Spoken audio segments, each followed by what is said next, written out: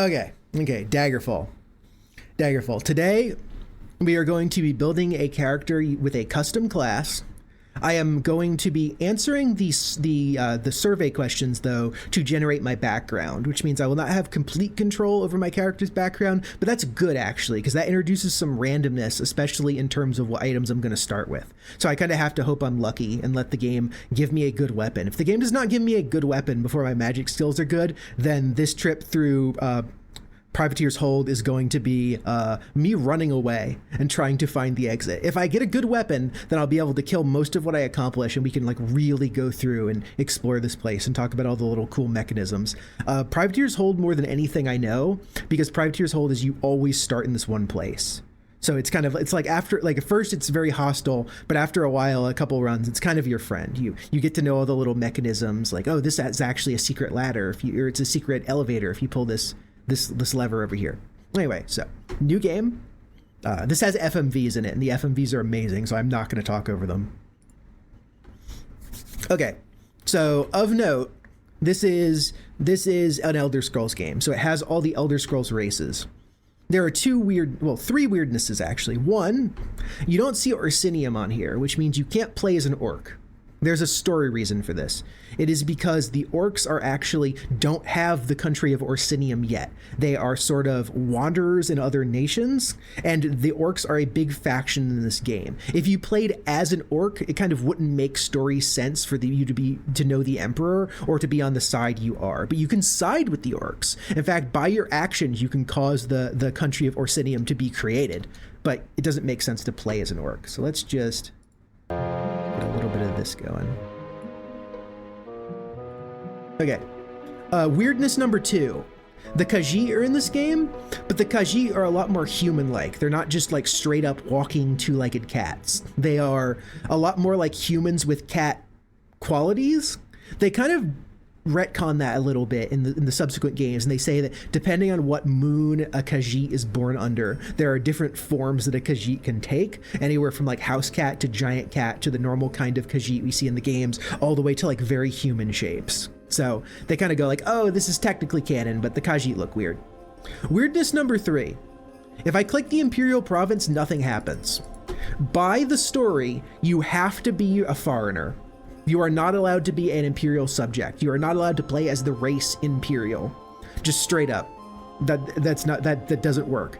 So you can be a Khajiit, can be a Wood Elf, you can be a Argonian, you could be a Dark Elf, you could be a Nord if you want to be from Skyrim.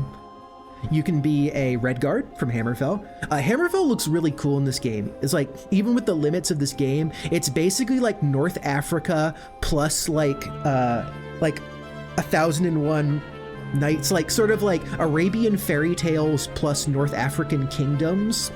And it ends up being like this, like parts of it are desert, and they have this really cool like architecture to them. It makes me really want a modern game in Hammerfell. I want to see what they do with that. And Somerset Isles, you can be a you can be a High Elf. High Elf is one of the most broken races in the game because they are completely immune to paralysis. Change the game on stream. Yeah, I always forget to do that. Let's see.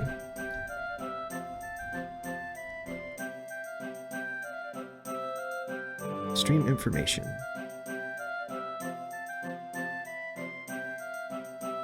Daggerfall. Get all the Daggerfall fans. I presume there are some. I'm one. Definitely. Yeah, second week, you know. I'll get used to it. There we go. That should be changed. Anyway, as I was saying, High Elf is actually one of the most broken classes in the game. The most broken races in the game because they have immunity to paralysis. Paralysis is really bad, okay? You can't use items, you can't cast spells, you can't move, you can't attack. If you get paralyzed and you are also in melee range of the thing that just paralyzed you, you are probably dead. So paralysis immunity is a pretty good ability. But also, in character creation, you could take the disadvantage, critical weakness to paralysis, and the natural immunity overrides it. So it lets you get a bunch of free points to put into advantages without the disadvantage mattering at all. We're not going to do that today. That's a little bit cheesy. In fact, I don't like the way the high elves look in this game. So we're going to play as a Breton. We're going to get some bonus resistance to magic, which isn't really going to matter that much once we get the once eventually at high level we get we get spell absorption working. But until we get spell absorption working, this will give me like a smallest, minutest chance in hell of the first lich I run into, or the first ancient vampire I run into, not killing me instantly as they enter my screen. I have a chance of resisting. Also, there is an imp in the first dungeon that's immune to normal weapons, which is to say iron and steel, you can't do shit with those. So if I don't get anything better than that, I might just have to run for it. And this like 30% chance to resist the spell is gonna keep me alive. So, Breton. Male? Would you like to choose from a list of classes or generate by answering a questionnaire? This is fun, but the only way to do a custom class is to choose, so. We're gonna do a custom class. Scroll all the way down and pick custom. So. Oh.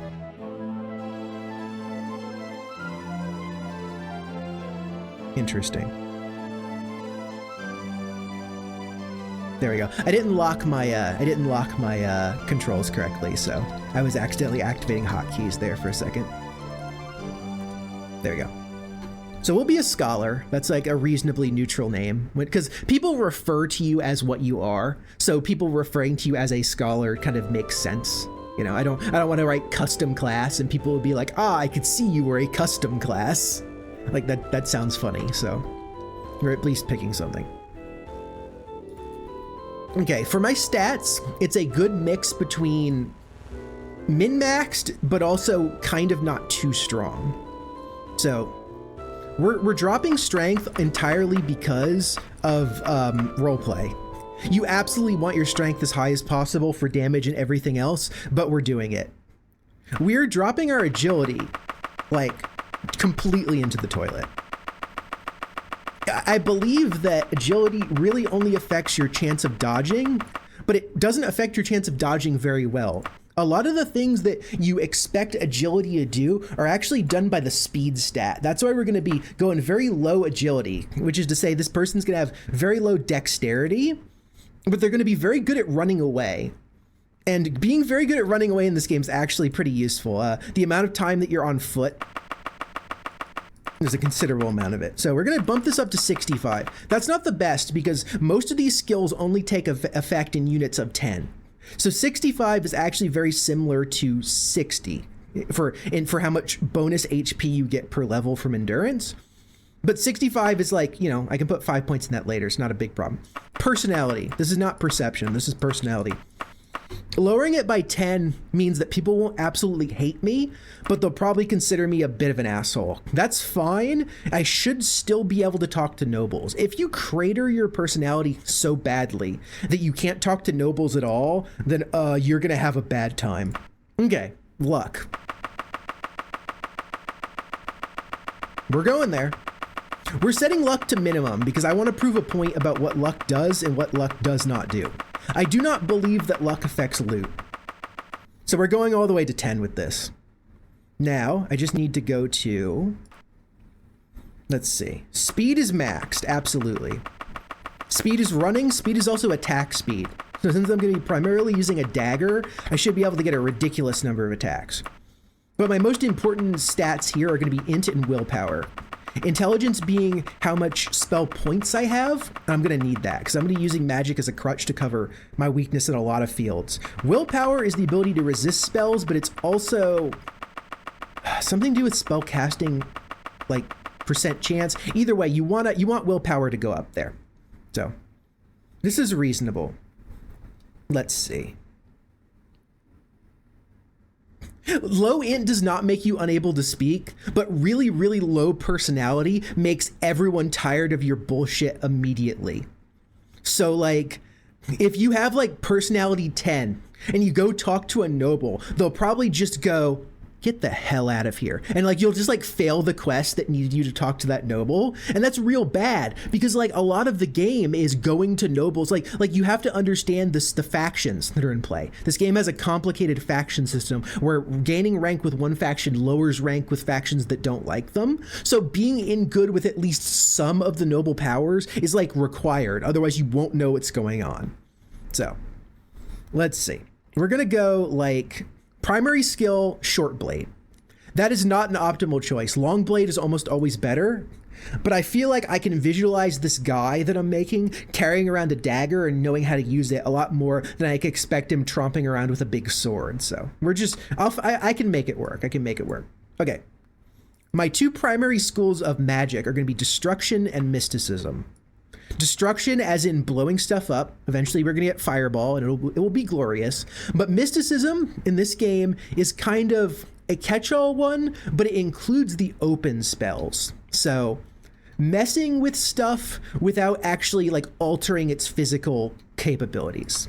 If you want to like make bread into, you know, sorry, you want, if you, I didn't mean to do it that way. Let's make a choice here.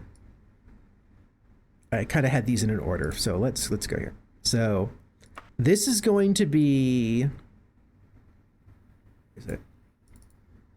Okay, so my first major skill is going to be alteration. Alteration is changing the qualities of things. It includes like resisting damage and converting things into other things. I believe it also includes the shield spell, which is quite good. Thaumaturgy is messing with the natural laws of things, but not altering their qualities. That includes stuff like water walking. I'm not altering the water to be hard. I'm just changing the natural laws to be able to walk on its surface. It's a very useful, very broad one. Quite cool. I think thaumaturgy or mysticism, one of these actually has soul trap in it too. So I will definitely be able to soul trap things. Last but not least, restoration.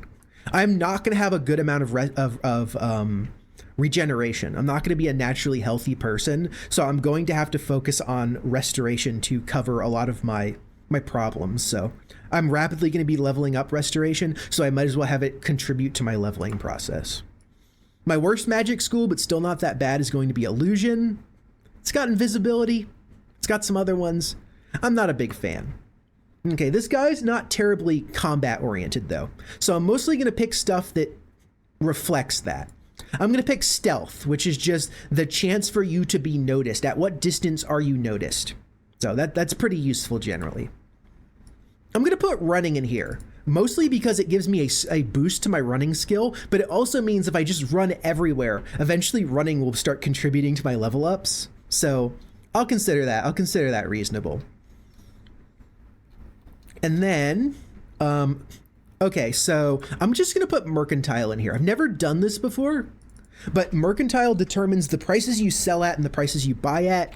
It's also kind of a knowledge-based skill that I think fits this guy. He might be able to judge the prices of items, especially magical items, pretty well. Okay, so we got two options here, though.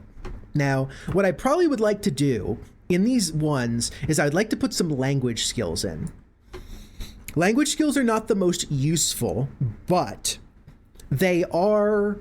What they do is they give you a % chance to pacify an enemy that speaks that language. So if I pick Orcish and I run into an orc and my Orcish skill is like 70, that gives me a pretty good chance that this orc will just spawn as passive and not try to attack me unless I attack him. So it's very useful for just making sure that certain enemies just aren't a problem for you anymore. Generally, as a thing, I generally pick Daedric as one of them. That's not really the smartest choice because you don't really run into Daedra until late game. But then again, a lot of the mages guilds also can train you in Daedric. So like by the end of the game, maybe most Daedra won't hurt you. But we need one more. Let's see. So what do people think? We could pick Centaurian. We could pick Dragonish, which is almost entirely useless. There's so few dragons in this game. Giantish. Nymph. We can speak Nymph. We could speak Orcish. Speaking of Orcish might be fun actually, because there's like a few points where you have to go through an orc stronghold and it's like entirely orcs. And if I could pacify a significant amount of those people, I think Orcish. I've never done that before. Yeah, so he can speak Daedric and he can speak Orcish. Those are somewhat useful skills there. So let's start with the disadvantages. What we're going to do is this little big sword determines how much skill checks it takes per level for it to give you the next level. Average is 1 times. If you give yourself a lot of advantages, but you don't have a lot of disadvantages, the sword rises up, and you have to do more. 1 second. You have to do more skill checks per level. Specifically, let me just get the music going here. There we go. You have to do 3 times as many skill checks. So it's the equivalent of leveling 3 times as slowly.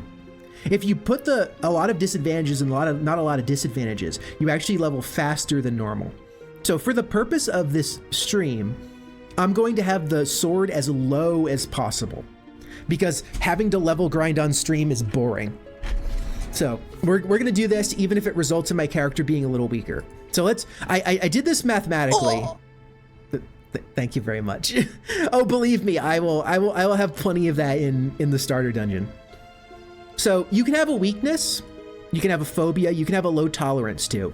We're going to skip all that bullshit and we're going to do critical weakness. This is the worst kind of weakness. Critical weakness to disease. Hello, Dragonic. Critical weakness to disease basically means if a disease roll happens, I will get it. So certain enemies like rats are going to be a nightmare. Critical weakness to poison is an interesting one because I don't know how much actual enemy attacks count as poison rather than magic. I do know that stuff like scorpion and spiders are basically going to always paralyze me and their poison's going to do ridiculous damage. But once again, this guy's not terribly healthy. We're kind of keeping in with the theme. So we've also got forbidden material. I'm going to say forbidden material adamantium, forbidden material, what do we got? Forbidden material adamantium, forbidden material orcish, probably. That would probably be the best case. Okay, so what I'm doing here is I'm saying that I cannot use any equipment, any weapon, any armor, any shield that is made of these materials. I have deliberately picked fairly powerful material types that are also very rare. Your chances of ever seeing adamantium more than like 1 or 2 pieces in this game is not that high. And also orcish is once again, well, you have to get it from the orcs, right? So like that's not common. I am also gonna throw in one more, and I'm gonna say forbidden material silver. So silver is a thing that you could basically, there's only silver weapons, there's not silver armor. And the silver weapons are good against supernatural stuff and werewolves and stuff, but I'm just gonna do that. As you can tell, my dagger is absolutely cratered. You actually can't start the game when it's in the red. So the game will tell you, no, you have to add some advantages. So now, the one I'm gonna add is I'm gonna say spell absorption general. Okay, so that is the defining feature of this custom class, is that this dude is eventually going to level up to be able to absorb pretty much all magic. Unfortunately, if you absorb magic and you're at full MP, as in you absorb magic but you don't have enough space for the magic to go into, there's a pretty good chance you just take the damage anyway. You basically get burned by the excess. So he's not immune to spells. It's just as long as he's casting spells, he has a pretty good chance to be able to take a first or second hit with no damage. So it's not spell immunity. You can do that. You can do immunity to magic if you want it. We're doing spell absorption because it's more interesting. Okay, now here's one thing that is absolutely essential, and you need to understand how this works if you're ever going to make a custom class. There's an option called increased magery, okay? And the options are, you can have your intelligence in spell points, 1.5 times your intelligence, 1.75, 2, or 3 times your intelligence in spell points, okay? 3 times your intelligence in spell points means that the most spell points you will ever have is 300 if you have perfect intelligence of 100, okay? If you don't pick one of these at all, you start with half your intelligence in spell points. The most you can ever have is 50. Most spells in the game cost more than 50, especially when you're trying to learn them. I don't know how to describe how, like, if you don't pick one of these at all, you don't even pick your intelligence and spell points, you basically cannot use magic. You can use the most basic things. You can maybe make a training spell that costs like 5 or 6 MP and like really painstakingly level your skill up to the point where you can cast one spell once before resting. Like if you at all are interested in magic, I suggest picking one of these. The 3 times actually isn't that expensive, so sometimes I just do it. You'll notice we're actually still in the red. We need one more thing to level us up, but I've decided that that's enough advantages. So what I'm gonna do is I'm gonna try to make up for it with this. Max hits points per level. What this means is that you will gain between half this number and this full number every time you level up randomly. So the minimum is 8. You will gain from 4 to 8 points of health per level. So at level 10, you'll have from 40 to 80 HP. That's fucking garbage. Like, you need more than that. So what I'm gonna try to do is, because this game's running at a reasonable clock speed, this menu is a little bit finicky.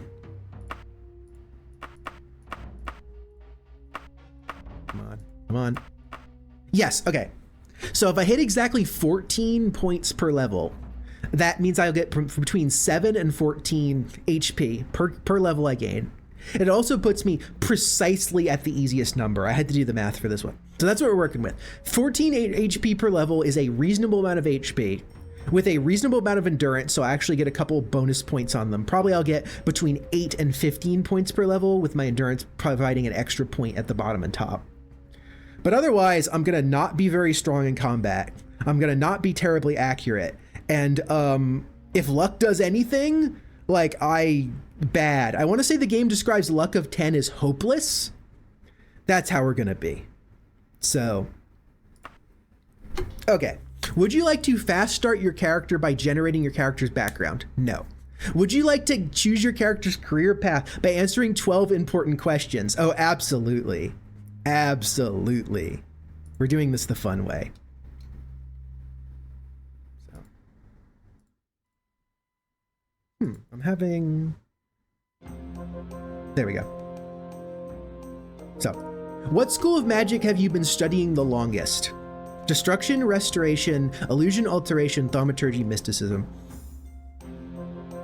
It would be smart to say restoration, but I think in terms of this guy, his answer would probably be destruction. Like, if you told him you could throw fire at stuff, that would be the first thing you tried, right? What motivates you to a life of adventure? Now, my power just flickered. I really hope the internet doesn't go out. Oh well, let's see what happens. So, motivates you to a life of adventure. Riches will give you a little bit of money, I believe. Fame will increase your relationships with some people. Knowledge will like maybe give you a book. I don't know what fun or helping others does, but this guy would say knowledge, absolutely. I'm not gonna try to game this too hard. I'm just gonna pick what would make sense. This guy, absolutely knowledge. In between formal study, you spent your time. Okay, so this gives you an option to get a skill up that you wouldn't normally have. I'm gonna say socializing with aristocrats. I believe this is gonna give me a bonus to talking to rich people, but also at the cost of making the commoners think I sound pretentious, which will make asking for directions really funny, because a large amount of people will just be like, I wouldn't tell you even if I knew. It's like, oh, thanks. Okay. Since childhood, you have saved 100 gold pieces, a cuirass, a favorite book, a pearl. The smart choice here is probably the book or the cuirass. The cuirass could potentially be something I could use and could help me get through the first dungeon. But a favorite book, books are expensive in this game, okay? They can be like thousands of gold. If I can find a person that buys books, I'm gonna say a book. Okay, thank God, okay. This question is not always here. This question is really lucky, okay? And here's why. Because the things that this question gives, like, you don't want a ruby. You don't want a book. You don't want 200 gold. You probably don't want a suit of armor, even though that would be pretty sweet. You either want the silver staff or the ebony dagger. because these are weapons that are much higher material quality than you would normally get at this point in the game.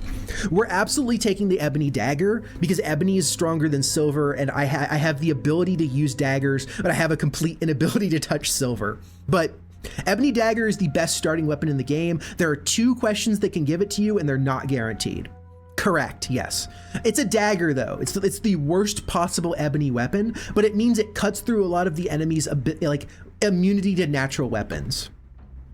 We could be a vampire actually. With my terrible resistance to disease, I believe it's actually incredibly likely I will become a vampire at some point. And I might just have to deal with the sun damage. Well, we'll see, that could be fun. We could do vampire quests. Okay. As you grew older, you received additional training in... This one's gotta be restoration, absolutely. We're gonna, restoration mysticism.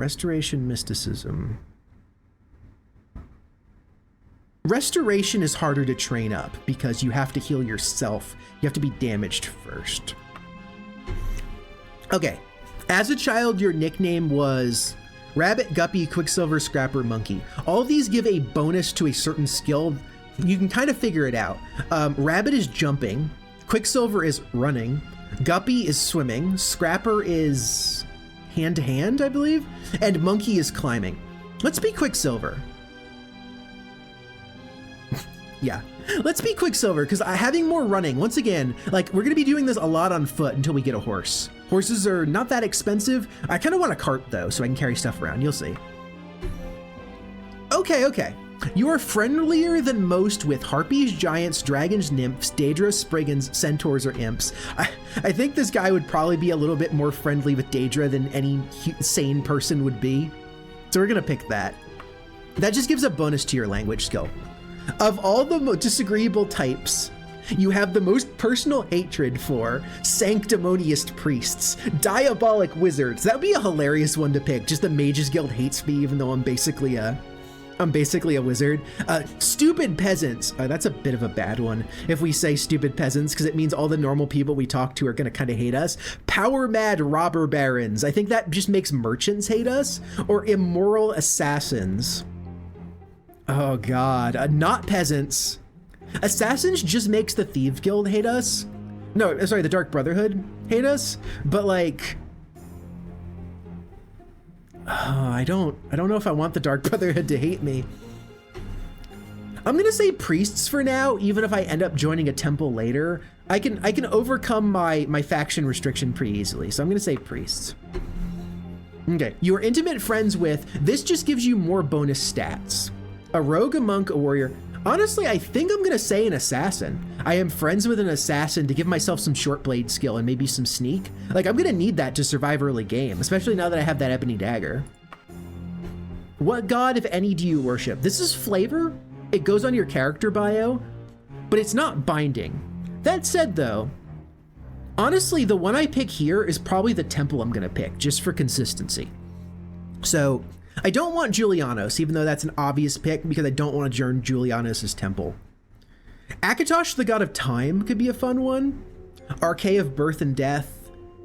Zenithar, god of commerce, is a really fun one to worship. I don't think I'll do that. I think I'll do Akatosh, the god of time.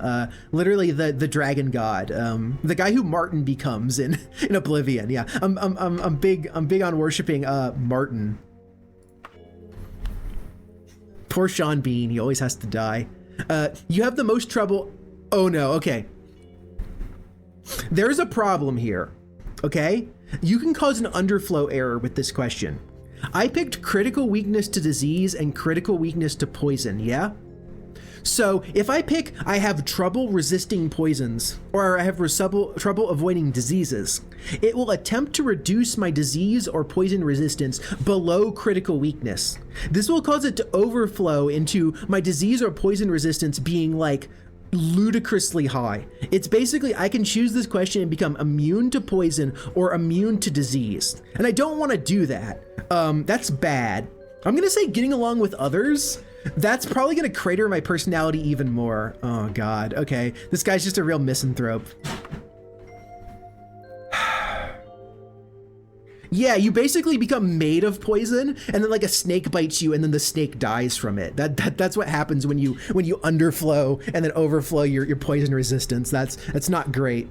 Okay, so merchants will be okay with me. Scholars will be okay with me. The underworld will be okay with me, so I actually have a chance of getting into the Thieves Guild, maybe. Commoners are gonna hate me. Asking directions or any normal person is gonna be real fun.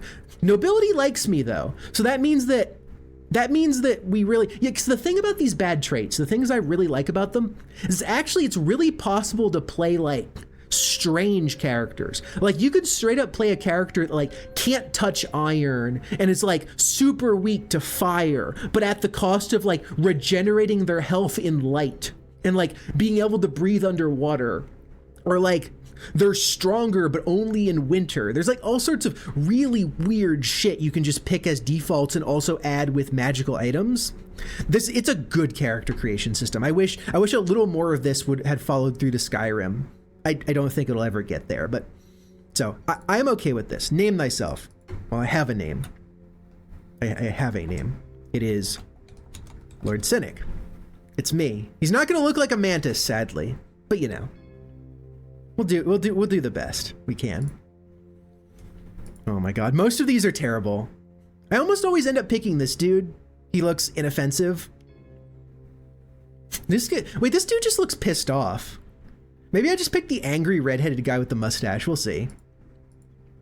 Oh my god. Oh my god. I need someone who looks like he's a misanthrope, who like lives by himself. I kind of want more of a scraggly beard, because I kept picking all the ones that said I have trouble dealing with people. I think it's probably this dude, actually. Okay, so you might be thinking, we already picked our class. What is this? We picked our class's stats. We did not pick our individual stats. We basically set the baselines. So what I'm gonna do then is I'm gonna re-roll this button until we get good int, goodwill, and terrible luck with maybe some bonus points. We're gonna see how this goes. I kind of want to have like abysmal luck. I think it would be very funny if I had like cursed luck, but we'll see.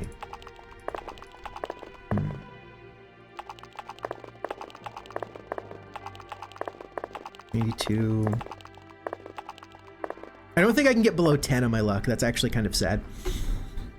What does this look like? 50 strength, 80 int, 84 will, 73 endurance. We actually got bumped up to 70, so we actually get the second bonus. Personality's bad, speed's damn good, and luck is terrible. And we got 13 points. Yeah, I'm okay with this. I'm absolutely okay with this.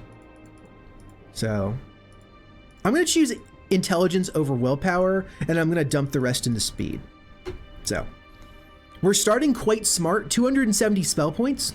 We're gonna be garbage at magic though. Don't misunderstand. It's gonna take us like 60 to 70 spell points to cast even the most basic spell. Well, basic spell that does anything. Training spells that literally are just like heal 1 point for 1 second. That's gonna not cost much, but so I am fine with this. I'm not gonna sit here all day. I like that I got my strength to 50 though. I actually got completely neutral damage, and I have some encumbrance. That's a little better than I was expecting. Okay. We have points to put into our skills. We can put these points into anything, but we only have 6 per category. I'm gonna say I'm just gonna start good at healing. I'm gonna start good at running too. I want to be able to move with significant speed. Well, no. Language skills are more expensive to train up than anything else. So I think I'm gonna put my points into Orcish. That's a real pain. I won't be able to get it up normally. I can train up Daedric, I think, at certain mages guilds, depending on if I can find a person who knows what they're doing. So here's the real question. Door opening, spells, or short blade? I'm gonna say short blade almost entirely because I need to survive the tutorial. And if I can't hit with the cool weapon I have, then that's gonna be a problem. Okay, this determines how fast the game plays. Putting it at very high gives you a slight bonus on how fast your skills advance, okay? Putting it very low makes your skills advance less fast, but it determines how fast the enemies move and react. except it's broken. In the DOS version, enemies always move and react as if you've chosen very high, so choosing anything other than very high, I believe, screws you over. So we get to see if that's the case. If I pick very high and everything's moving at super speed, I'm just gonna have to deal with it. I'm just gonna have to get really good at this game. So here we are. Here's our summary. Okay.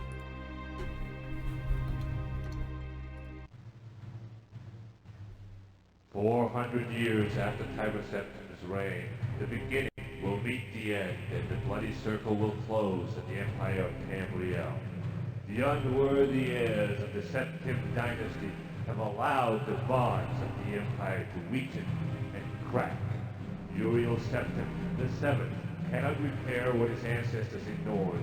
The provinces fight among themselves like neglected children, drunk with rebellion, and one indomitable power hides itself, but not forever." D.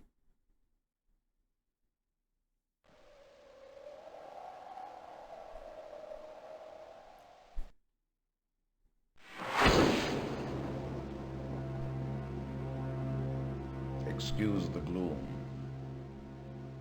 but none may know of this meeting.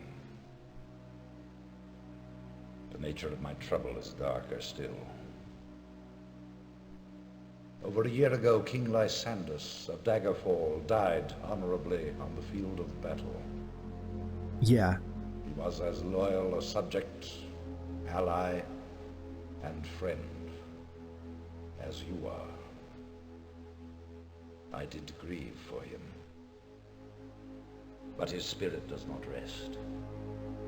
With a spectral army, he haunts his former kingdom, crying for revenge. I do not know why a good and loyal man would be so cursed. Perhaps you can find the answer and close the marble jaws of oblivion, bringing peace to his soul. I ask this as your emperor and your friend. I have one lesser request. Yeah, the lesser request, sure. Several years ago, I wrote a letter to the Queen of Daggerfall. It never arrived. The letter was of a sentimental and personal nature. If you find and destroy that letter, I will be grateful. Now, my champion, rest well this night, for tomorrow you sail for the kingdom of Daggerfall. But yeah, that sequence kicks ass. Like that's like legitimately good use of FMV. If you have to use FMV, just do like a short scene as your intro. Don't try to like stitch your entire. Yeah, see, that's actually what they kind of. It's like, was he, because the queen is married? Was he sending letters of a certain personal nature to her, and he really doesn't want it to become something more than? Or was he also talking about some kind of alliance that maybe no longer it needs to be in effect after the war, or involves something that he doesn't want someone to know about? So the way he presents it as that there's this big supernatural problem. King Lysandus, who seems like he died completely normally in battle, is risen as a ghost. He's walking around the streets of Daggerfall. If you go to Daggerfall at night, you'll run into Lysandus and he will kick your ass, okay? Because he's a supernatural creature of evil now, and he's screaming vengeance. No explanation, just the word vengeance over and over and over again. And it's making people ask questions. Wait, did someone betray him? Was he actually like would he not have died in that battle? Like, what happened? It's causing problems, and he wants you to deal with that. And then unrelated, oh yeah, there's this letter. You should probably get that letter. Both are going to be very important to the plot, but I was gonna say that actually is the same Uriel Septim that is in Oblivion. So that guy later goes on to be played by Patrick Stewart. I think they do a pretty good job of keeping his appearance consistent. You know, he looks like a guy who's an emperor. So that's all the FMV you get. Now we get text. So we're in a boat. We're going to Daggerfall. a storm happens, a suspicious storm, out of nowhere, almost magical. Completely destroys your boat, but you live. You swim through the water, you go through a rock, you kind of go up into a cave, and you end up in a small room. And then the room is covered. Or mudslide happens, you're sealed in. So if you're going to get out of here, the only way to go is through this cave and hope it leads somewhere to the surface. Welcome to Privateer's Hold. Daggerfall has a tutorial. It can be active. Do you want to use it? No. Believe me, I know what I'm doing. Okay. I have the controls set up in a very particular way if people want to see this. Specifically, I have WASD instead of arrow keys. I have interact on the E key, like in modern Elder. Basically, I set this up like a modern Elder Scrolls game, which you can totally do. I have crouch as Z, jump as spacebar. That's reasonable. The casting system's a little weird, but we'll get into that. But here's one of the most important things about Daggerfall. You heard that, right? You heard the money sound. It's just gonna do that randomly. So if you go into the controls when you start the game, if you're ever going to play this game, you go in and you click mouse, okay? This will be on cursor. Where the cursor is based, that's where you go. What you actually want is view-based. By turning on view-based movement, it does this. Like, it plays like a modern FPS, okay? If you don't turn on view-based movement, you're having to click the cursor and drag it around like you're playing an old dungeon crawler. So a lot of people start this game and go, it's an old game. That's just how it controls. It's not. You can literally turn on modern controls. So, we're going to save a game. I'm going to probably just number these, I think, for fairness. So, we good? Yeah. Okay. So, if you don't make that save right there, and you, what's my control for cursor? Character sheet, hand, grab info, rest. Activate cursor is enter. Okay. I might need to change that later. If you activate cursor, you go into like select mode where you can like look at things. But if you press it again, you go into look mode. What do I got? I got this shirt. I am absolutely sure I dressed myself today. Somehow I found one of these. I got a iron longsword, 0 to 14 damage. I have an ebony dagger, 9 to 14 damage. You'll notice that this ebony dagger at the max only does as much as an iron longsword, but the minimum is so much more, you have like no chance of hitting for 0. We're gonna be using daggers. This stupid headband. God, I look like a moron. This is perfect. What's the book I got? Because remember I picked a book? Oh, that's my spell book. The Jokes by Butha Sunhouse and the Asylum Ball. Okay, both of these are readable. Both of these are not super expensive, but you notice 580 gold, 666 gold. That's not bad. If I sell both these books, that's enough to get me outfitted as a starter. So, you know, much better than 200 gold. I still have to find a person to buy it. So, you know, not perfect. But actually, let's music detail.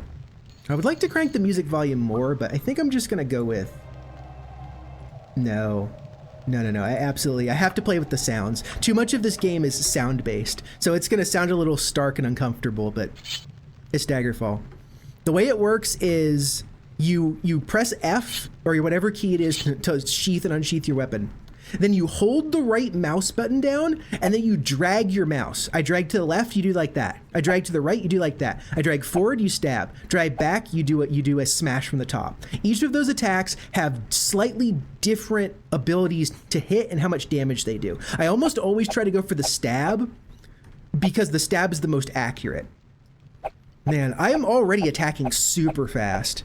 That's a result of me having such high speed. Yeah, okay, so this is walking, that's running, and let's enter into Privateer's Hold. So this is an indication, this is your first door. When you see these from the other side, sometimes it's not apparent that it is a door. But when you see it from the inside like this, it's pretty obvious. Do you hear that? Because I do. That's either a rat or a bat, judging by the squeaking. I know it's a rat in this case. Okay. Oh, I'm actually able to hit? Oh, thank God. Okay, so this is so much easier. I have enough skill that I was actually able to make those 3 hits and everything was fine. If you don't have enough relevant weapon skill, then like that encounter can be bad. First treasure, it's up on a little plinth here to let you know that you should get it. 29 gold. These little buttons determine what you're doing. So for instance, if I click this with equip on, it'll try to put it on me. If I click it with remove on, it'll just put it in my inventory. A kimono. Oh my God, really?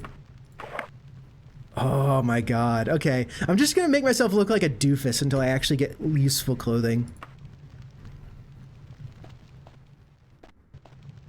This game seems like it's running pretty good. I think 50,000 cycles is the correct. Okay, bat. It's basically a rat, but it flies. They're not terribly, yeah, they're not at all dangerous. I got a good start. I got an incredibly strong weapon, so this is not terribly dangerous right now. What is terribly dangerous is what's around this corner. Okay, in this room specifically, there's an imp. Imps are immune to iron, and they might actually be immune to. We are in. Let's see. We're in Daggerfall, which is in the. Oh God, I forget the Iliac Bay, I think. Or where is this? Where's this place? It's the Iliac Bay, but what continent is that? Actually, I have to look that up. I always just know like the general placing. Hammerfall and High Rock. So right now we are in High Rock, but we have the option to transfer over to Hammerfell. Shit, it noticed me. Okay. Okay, I just took half of my life in damage and then killed it. So this imp is immune to iron and immune to maybe immune to steel. It has enough MP to cast its lightning spell once, and that lightning spell was enough to reduce me to half health. If I was not able to kill it, oh, it's a kimono because of Akavar, because the Empire has taken some customs from Akavar, which is basically snake person Japan. But yeah, is there anything in this one? Oh, actually there is. This imp was carrying a giant scorpion stinger and some gold. I don't know how. So there is a lot more Japanese stuff in Daggerfall and Morrowind than the later games. Like, for instance, one of the best weapons I could probably get on this character is a Daedric Wakizashi. Because I'm like limited, I'm not like limited to short blade, but short blade is one of my leveling skills. So I probably want the strongest kind of short blade, which is probably like a Wakizashi or a Tanto. I have a good setup right now. So what I'm going to do is I'm going to rest until I'm fully healed. There are enemies nearby. Okay. I was not able to get a full heal there. Quick saves don't exist yet. This is an old game. Are you outside? No? They must have just moved close to the wall, and that was enough to knock me out of rest. I can't really complain about that, though. I've had stupid things wake me up in real life, so. Yeah, that rat probably wandered too close. Man, the speed is such a ridiculous... Like, you don't understand. I'm attacking like 3 times as fast, maybe 4 times as fast as I normally do, I feel like. Like, going from like speed 40 to speed like 75 or something is an incredible difference. I'm also moving at a good clip, too. Okay. Okay, this could either be a very difficult fight or a very easy fight, depending on like who gets the first hit. Okay, we good? Okay, so he's kind of being stupid. His AI is broken. That was easy. Okay. Sometimes you get a thief who like the first thing he does is hit you with a poisoned dagger and it just completely screws you over. We have, because he's a human enemy. How much audio delay are we getting here, by the way?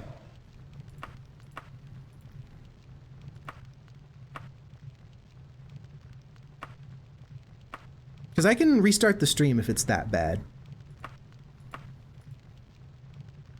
But this is our first piece of armor now. Interesting. Let me test. So it's like,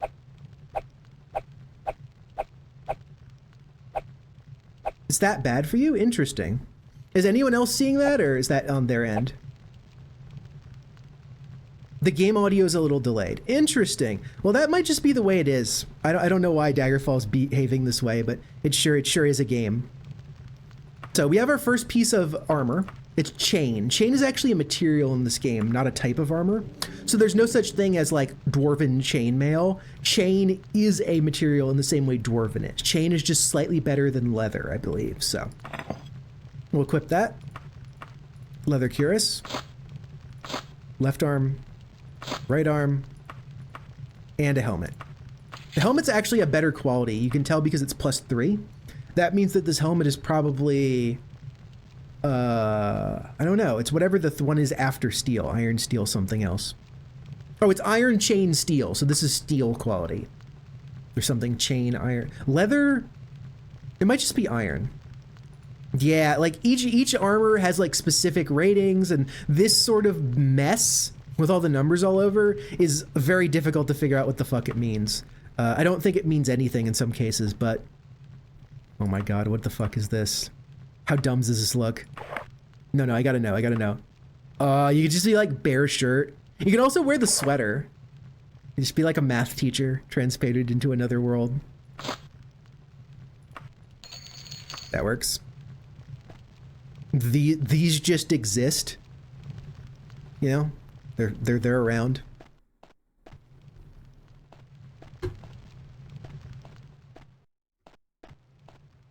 So yeah, I guess for future reference, speed is like the most important stat. What is that? I hear it? No, Jesus. Oh, it's a bat sneaking up behind me. I thought it was in that other room. Man, I still take like 1/3 of my health and damage from one hit. I need to back up and see if I can heal. No. See, the enemies in that room have probably heard me, so yeah, I can actually heal that. Can I go all the way back in here? Yes, I can. This is going to be a full exploration of Privateer's Hold because I have such a good start. I might as well show off some of the little gimmicks. So. Okay, so sometimes this person is a ranger and they'll be sniping you from the other side of the table. Sometimes they're just a melee class and this is not terribly dangerous. This person is a melee class and they're not terribly dangerous. Oh, he is an archer. He's just being stupid. Let's try to get some magic on him. He resisted my spell instantly.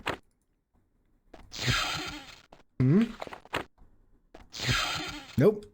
Man, my magic is garbage. Even though I boosted my destruction. There we go. That took all of my MP to kill that guy. And my MP is like super boosted. Remember, I have like twice as much MP as you'd probably have at this point in the game. And that still took my entire bar. What is this? A steel daikatana. It's a daito. Don't, whatever. Should I play daikatana? Like seriously, I'm kind of considering playing daikatana, to be honest. All this stuff is less good than what I have, but I could probably sell it. I think it might be fun. I have no magic, but I'm pressing on it anyway. Rats, multiple rats. There we go. Being able to hit your hits is so like impressive. Honestly, it's probably the quality of the dagger combined with the fact that I boosted my short blade as one of my primary skills, and because I have terrible agility. Agility must not matter much compared to your actual skill. Like you don't have to be like, you know, dexterous in general. You just have to be really good with a knife. These don't look like it, but these are actually traversable slopes. You can just walk up them with surprising ease.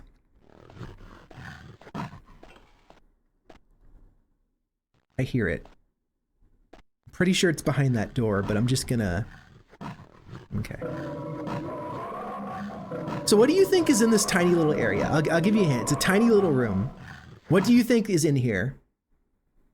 This one always got me. Huh? Oh, it's a person. Interesting. I thought it was gonna be like a something else trapped in there. We got chain. Wait, leather greaves, casual pants. Leather greaves is better. Chain cuirass. That's better than leather. And this helm is actually worse than the one we have. You'll notice that there's slightly different appearances for different the same armor. That's more a thing at low levels, but it's just kind of interesting. Like, you know, you find the one you like the look of and you can use it. Is there anything in here? Yes, there is.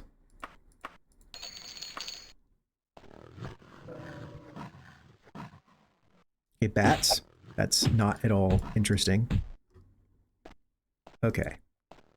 I'm gonna have the most chance of knowing where I am in Privateer's Hold because I've done it so many times. Even the later main quest dungeons. I'm gonna be honest, when I play this game, I don't always complete the main quest. In fact, I don't know if I've ever done the final quest of this game, even though I've played hundreds of hours of it, just because it's an Elder Scrolls game.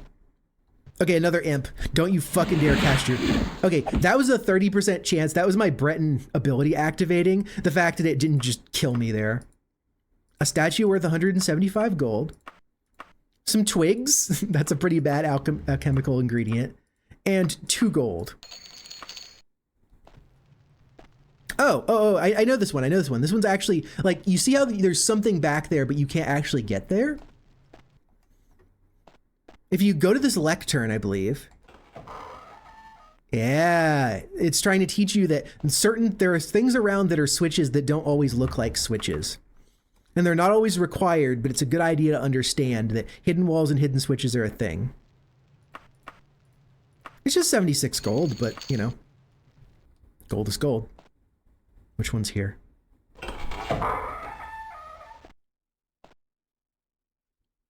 I'm not sure if I trust this. Okay, this is the map system, by the way. You can go up, you can go down, you can go left and right, you can rotate, you can look at it from a 3D perspective. You got all sorts of stuff. This is your only method of not getting horribly lost in this dungeon, by the way. Like, look at what we've already done. We've done. We started there, we went up, we went here, we went there. These dungeons are not laid out on a flat plane. These dungeons go wild. And keep in mind, this current dungeon is one central block surrounded by 4 little side blocks that are barely worth mentioning. So 5 blocks total. They go up to 32. I want to say that Castle Necromogon is a main quest dungeon that is the maximum. We have entered the throne room. There's an enemy in this here. I am not fully healed. Okay. I may be walking to my death, but there's a lot of cool things you can do in this throne. Fuck. Okay, that's the strongest enemy in this area, is the Skeletal Warrior. They actually take half damage from bladed weapons because they're a skeleton, and they scream. They just scream when they see you. Can I knock him? Wait, actually, can I like knock him off? Oh, hell yeah. Okay, let's avoid that problem by jumping onto this chair. Oh Jesus, no. The slopes and like certain platforms are a little bit finicky. Jump into the chair. Click the lever. The first time you see this, you click the lever and you just watch the chair just vanish and you go, "Oh, I should have been standing on it," but I of course know it.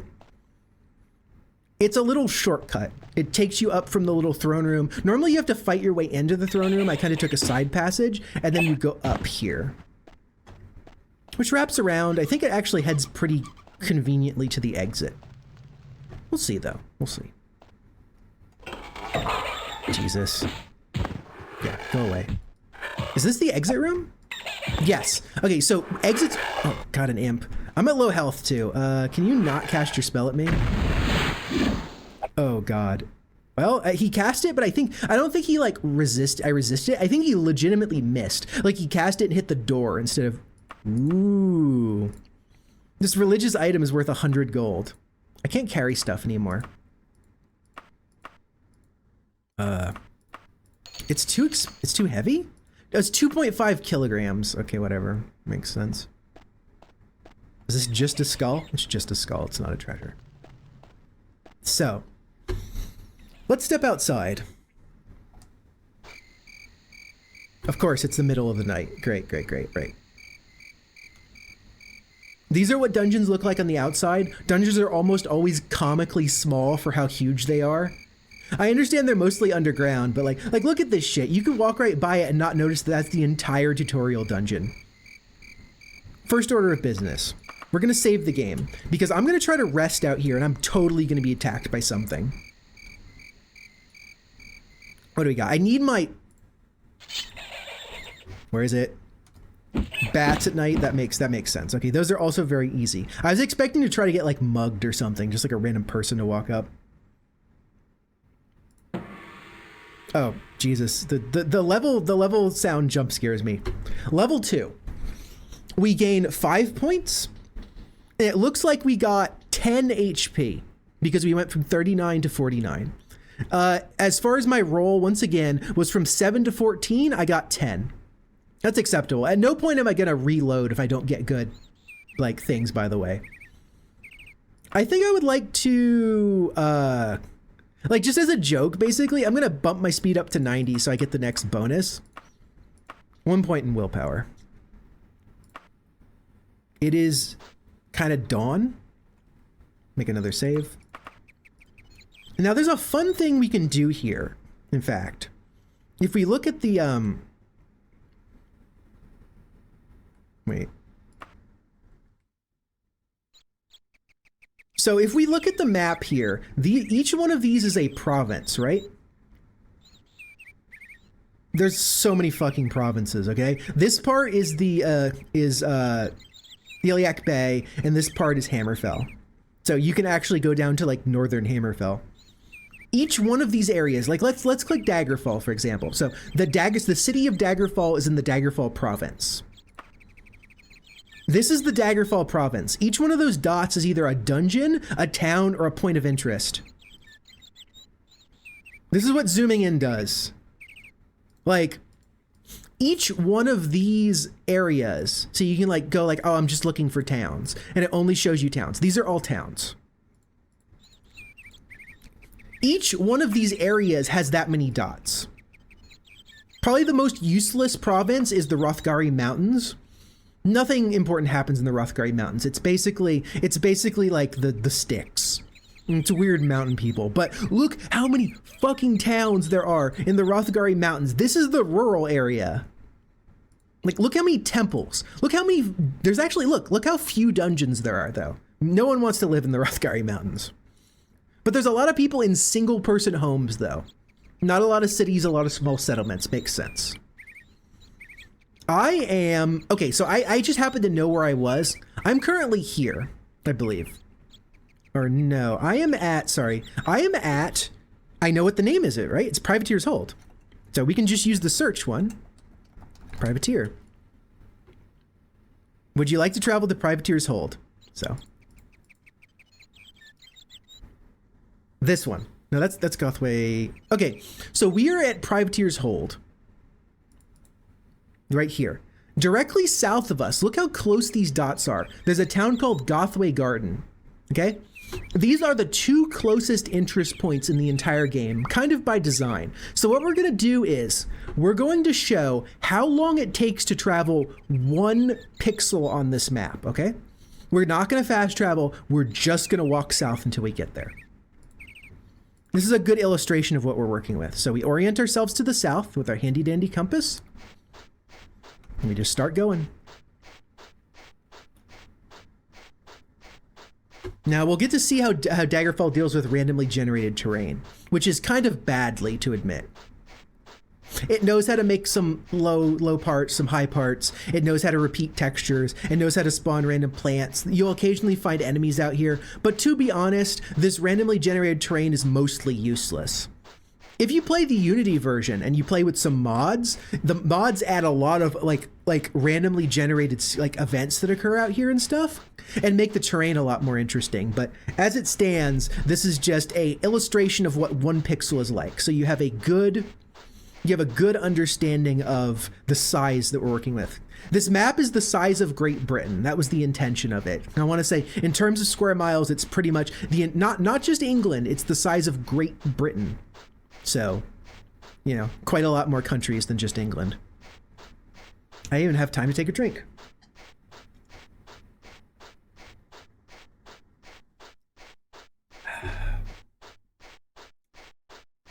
We don't even get the cool snowing music, because I guess it's just a snowy area, but it's not actively snowing, which is kind of sad.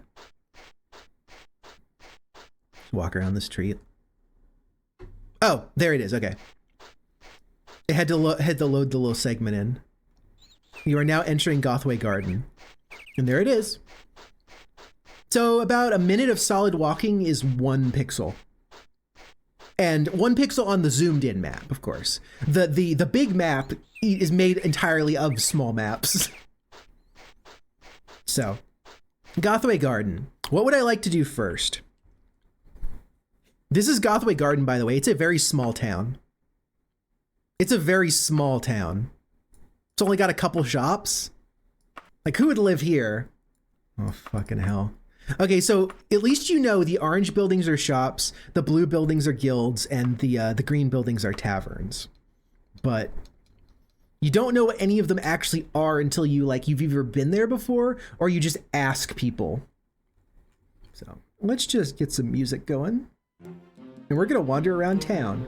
We're gonna learn. The brown are everything else. Private residences and just general stuff. You can go in them, but they probably don't have much interest for you. They're good for quests. Like this might be some kind of animal pen. It's hard to tell. So, these big fancy buildings to me, they often use this texture for mages guilds. Let's see if I'm right. This actually varies by province, by the way. So maybe mages guilds look like this. I'm in Daggerfall, so I'm pretty sure this is going to be I am wrong. The Ankh means that this is actually a temple. I don't have any sort of horrible disease yet, so I'm going to stay out of the temple.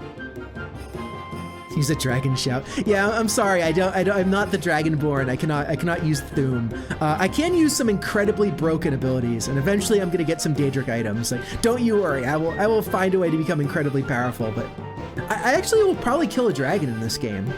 They're very unimpressive compared to Skyrim. Where am I even going? I would like to head west and look at those orange shops over there. What I really need is a shop that. And, oh yeah, welcome, by the way. What I really need is a shop that's like a pawn shop, something that buys everything. I would also accept a bookstore to offload those. Geez, I had some lag there. To offload those expensive books I picked up. Is that a general store? It's hard to tell with the pixels. Yeah, that's a general store. Hello. Yeah. Hi. Okay, so this message is giving you crucial information about the quality of the shop. Incense and soft music. Anything that starts with incense and soft music means that this is a top quality shop. This means that the shop will have really, really good things available, but also the person who runs it really knows what he's doing. So he will absolutely try to screw you out of items that you sell to him. So you don't want to sell things here, but you do want to buy things here. So I'm just gonna check out and see what we got. The way shops work is you can check each individual shelf, and each individual shelf will have more items. Got an iron katana. We got a cart's only 150, but a horse is 1,000. I would like to buy a cart. The way carts work is you can access your cart at the entrance of any dungeon, and you can empty your pockets into the cart, and then the cart is now carrying it instead of you. I think the cart has like up to a 1,000 encumbrance that it could just carry without it counting as your character carrying it. You can't access your cart in like the middle of the dungeon though, but you know, it's there. It's reasonable. It's so cheap, I'm definitely gonna buy one. You'll notice that it's only worth 150, but this guy's trying to charge me 300 for it. Very nice, very nice. We got a loincloth. Yeah, it's literally a purple loincloth. A cloak maybe? No. Honestly, this guy's trying to scam me pretty hard. Unless I see something really good, I'm probably not gonna buy anything here, and I'm gonna check the town over. Like, yeah, like look, like what's the quality of these? He's already got Elven. He has an Elven longsword. That's an indication of like, that's why he's a like high level shop. You normally would not see Elven stuff in loot yet, but this guy's already got it. He knows what he's doing. I'd like to come back and get some of this clothing though. Get a cool looking cloak maybe. Iron. Yeah, I think the Elven longsword is like probably his most expensive item. But we've got some other shops here. The Superior General Store, but directly to the west of the Superior General Store is Another general store, hopefully one that doesn't know what they're doing.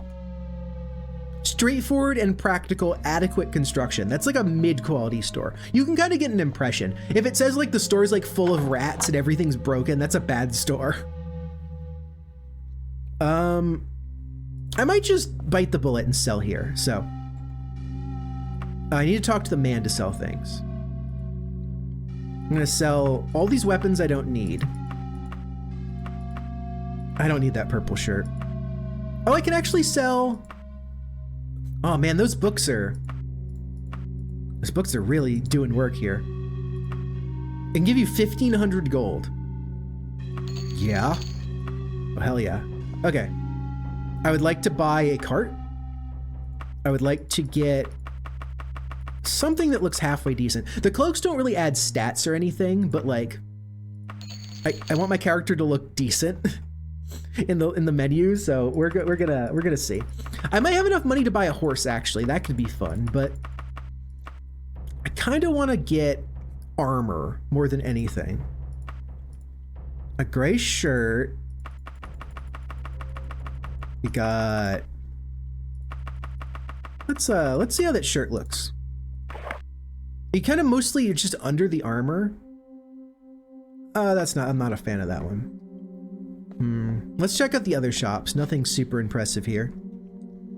Those other shops are southeast, kind of, and they're in a cluster.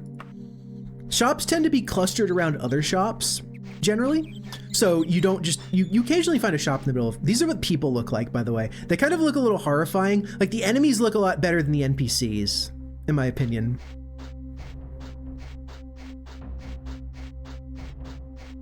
Yeah, I assume it's like a deed for the horses on the shelf, but it's very funny to consider that like I bought a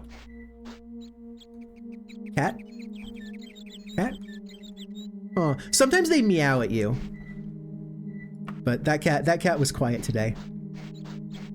Yeah, even at the time this game was kind of made fun of a little bit for like how, yeah, Sophie.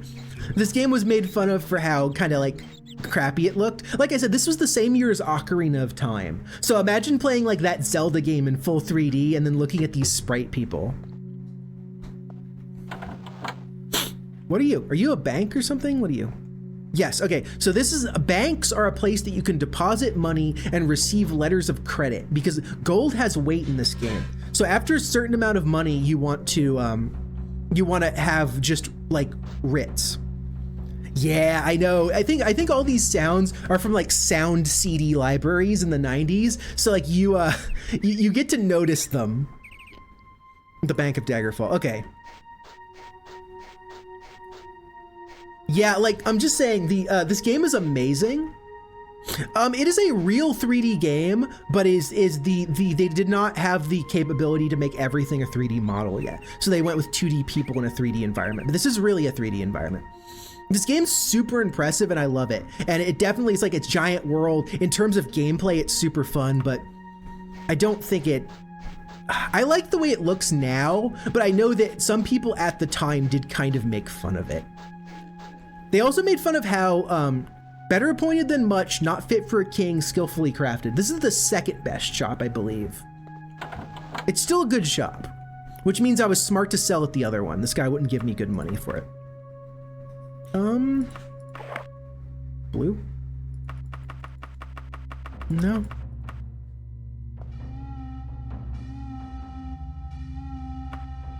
Let's just put my ugly sweater on. I might just have to own it.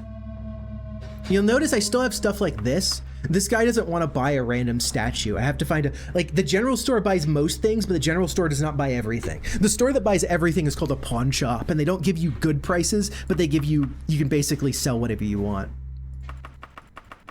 An armorer would be, ooh. Hell yeah. That matches my shirt. I might go with that, honestly. It's only 58 gold. Yeah. One thing that not a lot of people know about this game is if you take the use command and you use a cloak, you actually put the hood up. So that means that each cloak has at least 2 different ways it can be worn. I don't like the fur cloak hoods up, but some of the other cloaks look nice with the hood up.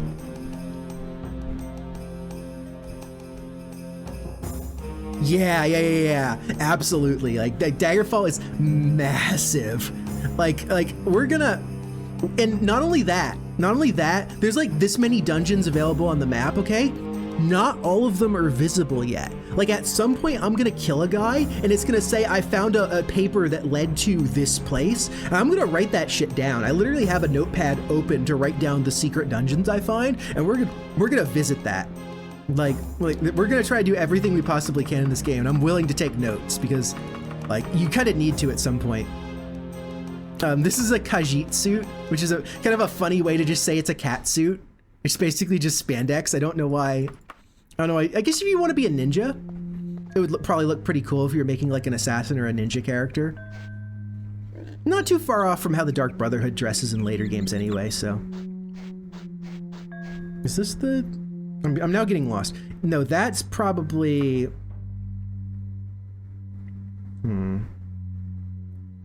Directly east of me should be a shop. It just didn't have a sign for some reason. Hello. What do we got?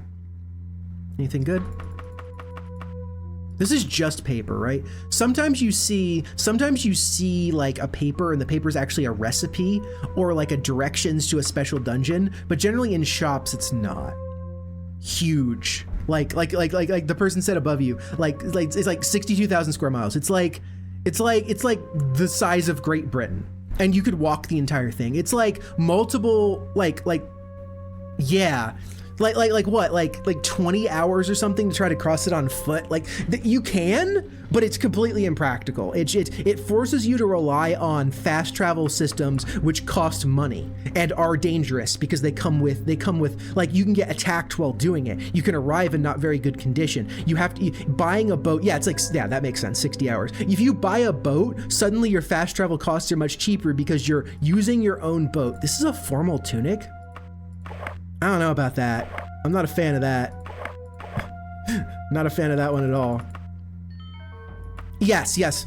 Most of the in-between stuff is randomly generated, but all of the story dungeons are handcrafted from the same parts. So Shedungeon, Castle Necromogon, those are the ones I remember from the start. Those are all gonna be like, when I say this is a main quest dungeon, what I mean is all of the cruelty in this dungeon was intentional.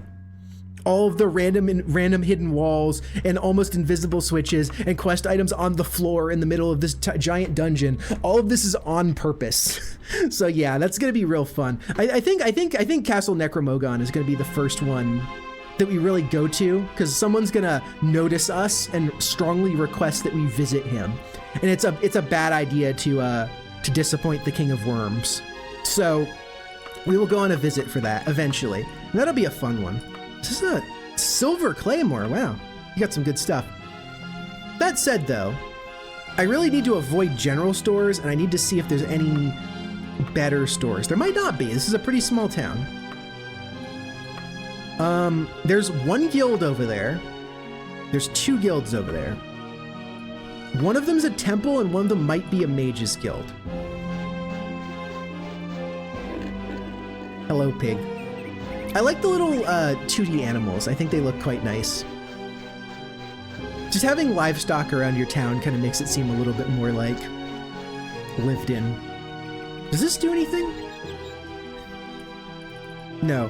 I feel like some signs you can interact with and they'll actually tell you a direction.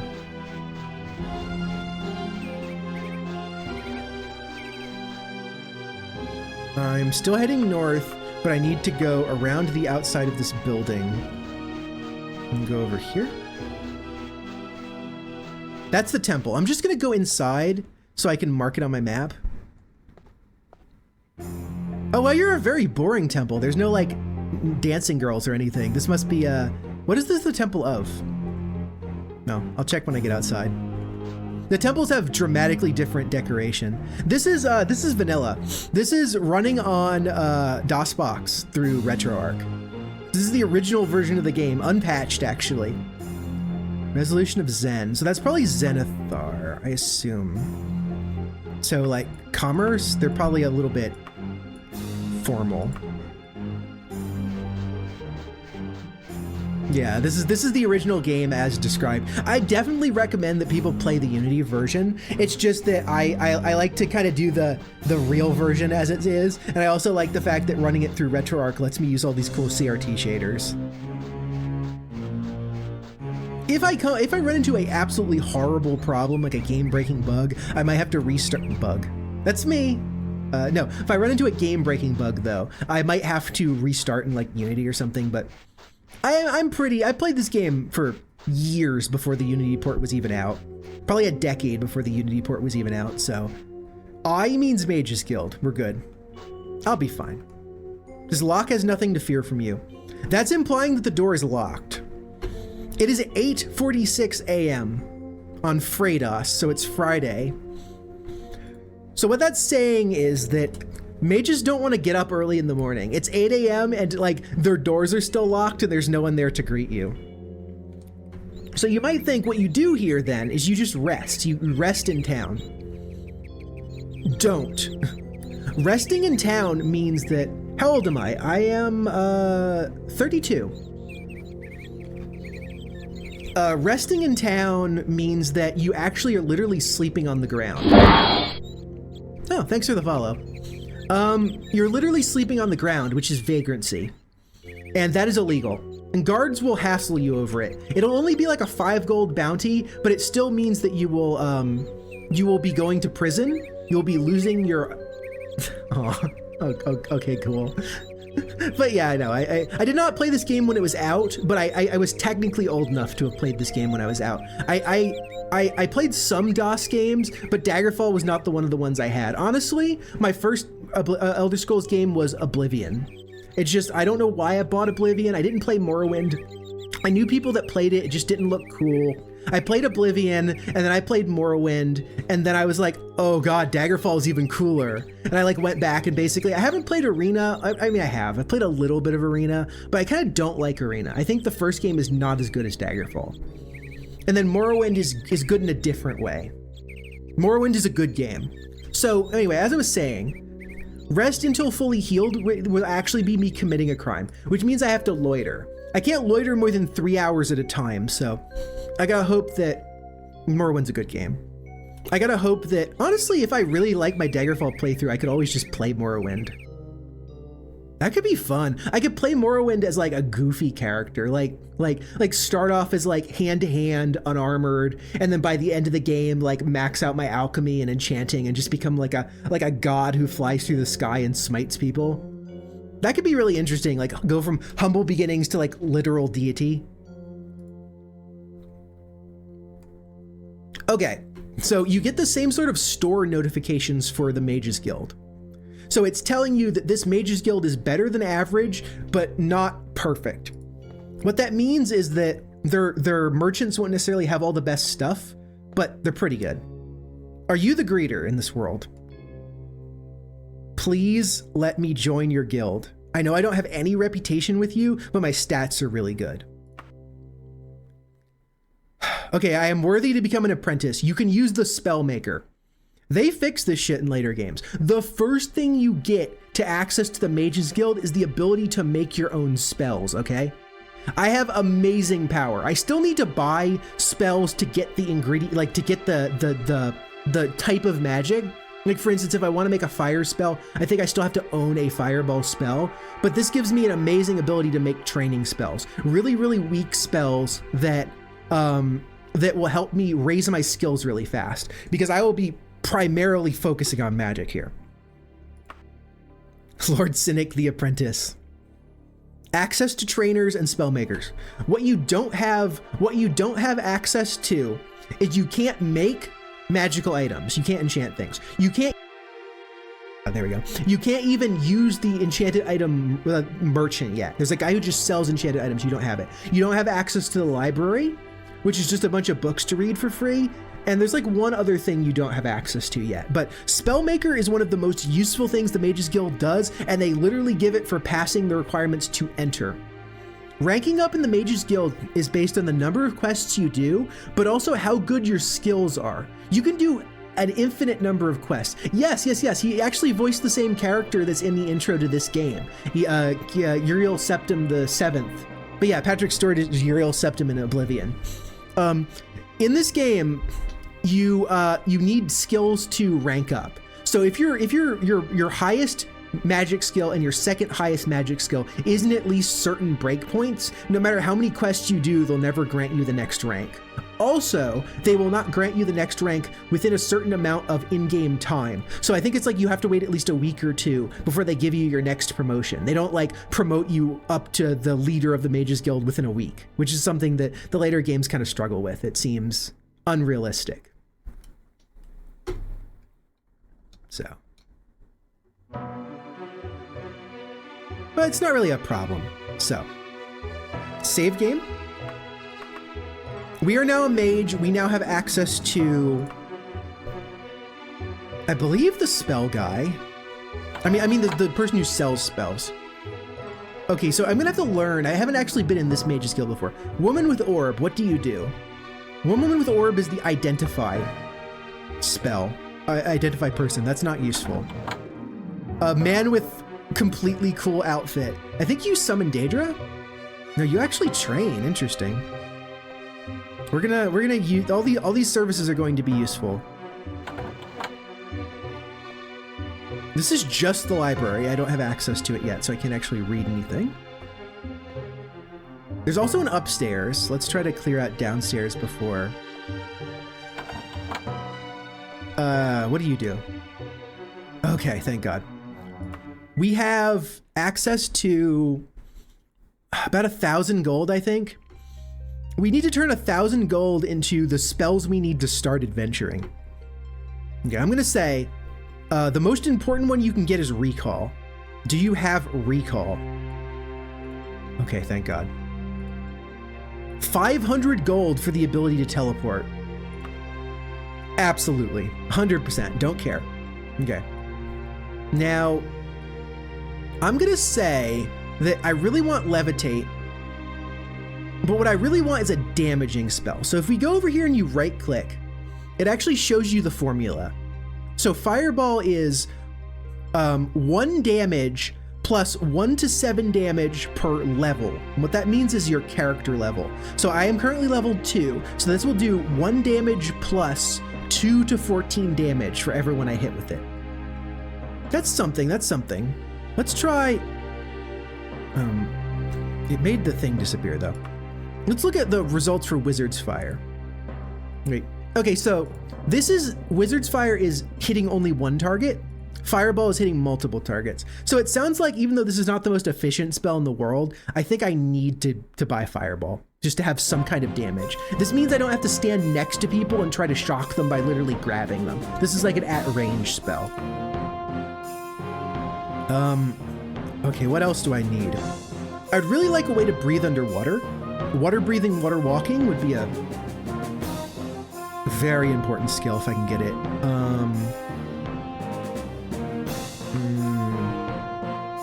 I'm gonna say I actually want levitate right now if I have enough money for it. I do? Okay, so water walking, water breathing. I'm gonna say water breathing is probably more important. No, I'm poor now. Okay, so things I still want. I still want to buy water walking, water breathing. I still probably want to buy like maybe jumping. Jumping's not as great because I have levitate, even though levitate is slower. Buying like some lightning damage or something like that. Oh, I have a healing spell, right? Oh no, I didn't even check if I have a healing spell. Oh no, I don't have a healing spell. Okay, so this is gonna go. I don't have the ability to heal myself, so I need to desperately get a healing spell after that. We're gonna go on an adventure, I think. I think leveling up my faction rating with the Mages Guild is smart. So let's see if they give me a quest that doesn't involve going into a dungeon or something. Our students was testing a portal spell, ended up bringing an imp. 290 gold pieces to whoever kills the imp. Would you be able to hunt them down? This imp flees into a dungeon.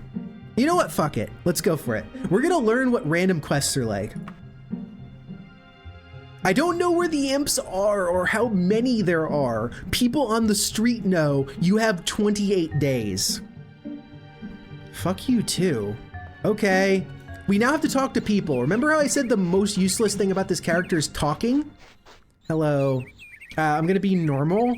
You can be polite, normal, or blunt. Being blunt is a bad idea for me right now. I'm asking about,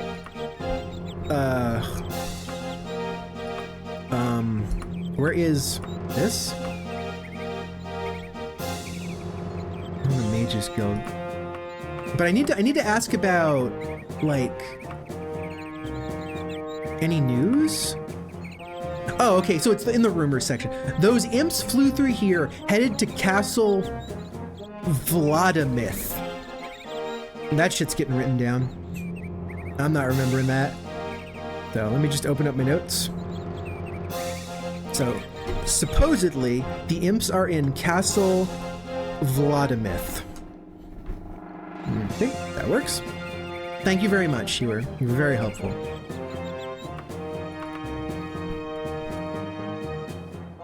So because of the way this game works,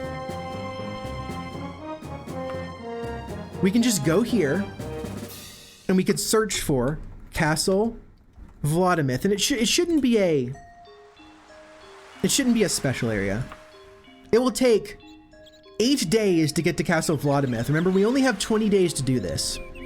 So before I do any of this, I'm gonna be smart. I'm gonna walk over to the Mages Guild. I'm gonna stand outside the front door, and I'm gonna cast Recall.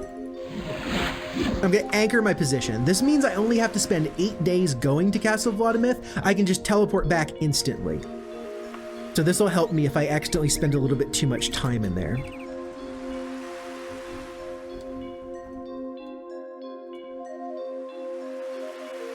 I'm gonna travel cautiously, which means I will arrive in good health. Inns, I have money, it's fine. You good? Okay, so Castle Vladimir is a snowy hill. Yeah.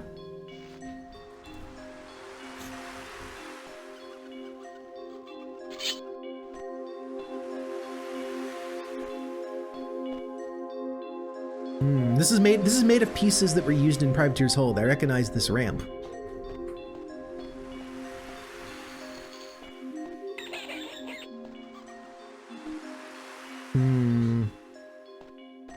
I'm going to get lost immediately. We also don't know how many there are, right? So we might have to find multiple imps in this dungeon in order to complete the quest. It will tell me when the imps are dead and the quest is complete, or I found the item it needs. That's just... But we are firmly in dungeon crawling territory. We just have to... Oh shit, oh shit. Oh god, okay. These poison you. These poison you with paralysis. I am weak to poison. Okay. Back off. Back off. Nope. Wait, there's a button for recast spell, isn't there? Yeah, okay. Oh no. There we go. Yeah, they're enemies, I know. I kind of don't want them... Okay, so they're not terribly damaging, but like once they touch you, they paralyze you. And once you're paralyzed, they have a lot more chances to hit you and paralyze you. So they're kind of bad. Bad for me specifically. Also, every one of these walls could potentially be a hidden door if they just look a little weird. In this case, there's nothing. But sometimes you notice that there's like there's a little bit of a cutout on the wall. No. Rats are absolutely beyond me. I am level 2. I am beyond them. Oh god, okay, we're gonna be changing levels. Oh good, we've got a switch. Hey, what did that do? I have no fucking idea. They either opened or closed a door, or activated or deactivated a trap. There's some mercy, which is that it only affects things within this dungeon block. But this dungeon block can be very large. This lock has nothing to fear from you. Okay, we are not in a town, which means there's no downside to me just smashing this door open with my weapon. You do that shit in town and people... Did you seriously lock a door to nothing? God. Was that a... No. Well, I hit that switch. Oh no, there's another one? What does it do?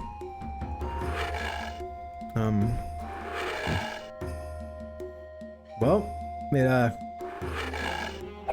no, the imp growls at you. No, stop. Oh, that means that this is a quest imp, because that imp had dialogue. Oh no. Okay, so I'm just looking at a bricked up doorway. Why did I instantly have that reaction and go, oh no? These can sometimes be hidden doors. These also can sometimes be teleporters, okay? There's an entire teleport maze in one of the main quest dungeons where you're teleporting from red wall to red wall. So like, I want to save before I touch that. Chances are it's nothing. Chances are it's just my paranoia getting to me, but... Okay, good. If that was what I thought it was, that would mean that I might have to navigate a teleport maze there and back to actually kill these imps. I hear spiders. If it sounds like a cat purring, then it's a spider. They go for some reason. There's some creature in this game that goes slurp. It goes like... I don't know what the... Fuck off. I don't have any EMP. We're doing this. You are paralyzed. Nope. I am so fucking screwed. Yeah, there we go. Absolutely dead. There we go. Nope. This is what the death screen looks like. So yeah, paralysis is very dangerous. It's why the high elves are like the most broken class in the game, because they just have flat immunity to it. Let me take a drink.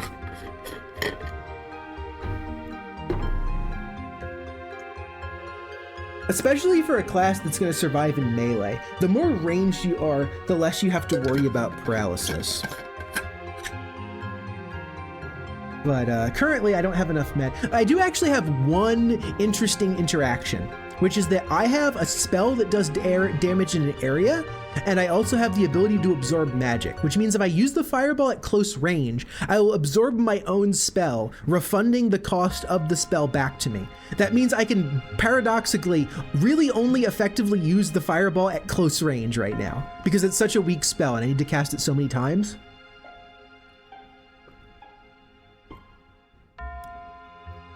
But I have to imagine I come out of this with like my clothing singed, maybe like missing eyebrows. And people are like, what have you been doing? It's like, yeah, magic. Don't worry about it. Oh, I can rest. Okay. Oh, it's one of those ones. Okay, so imps actually spawn when you rest. That means I might just need to rest in place and I can get all the imps and just walk out. Well. Obviously, I can't be that lucky. Wait. I thought I saw something through the wall there. Never mind. So if I go to cast Fireball, watch. So if I cast Fireball at my feet, I actually get the mana back. I absorb my own spell, so we might have to use that strategy for now. Okay. Where are you? Please die, please die, please die. Oh god, I'm just gonna get paralyzed. Please. Please. Please.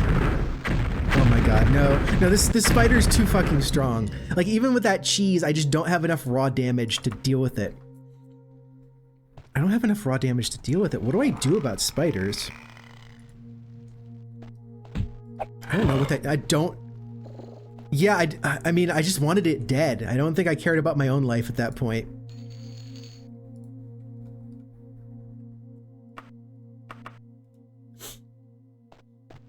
Well, let's just look at the handy dandy map. I love that it has like a view distance that's actually really small too, just to make this map a little bit harder to use. This time though, I'm gonna try to avoid the spider. Maybe I can just like use this. There's something back there. What the fuck? Is this a one-way door and I'm not allowed to use it? Let's just go for a run.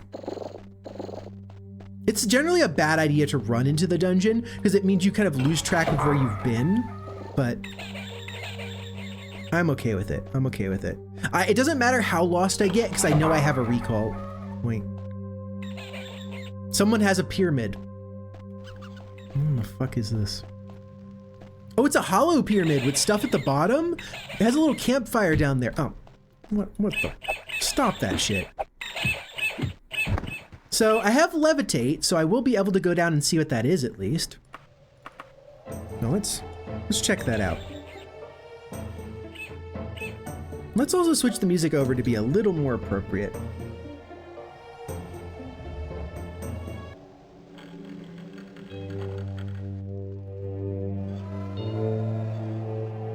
There you go.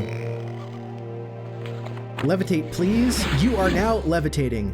Press page up and page down to go up or down. Yes, that's really how this game controls. Wait. Oh my god, it's full of rats.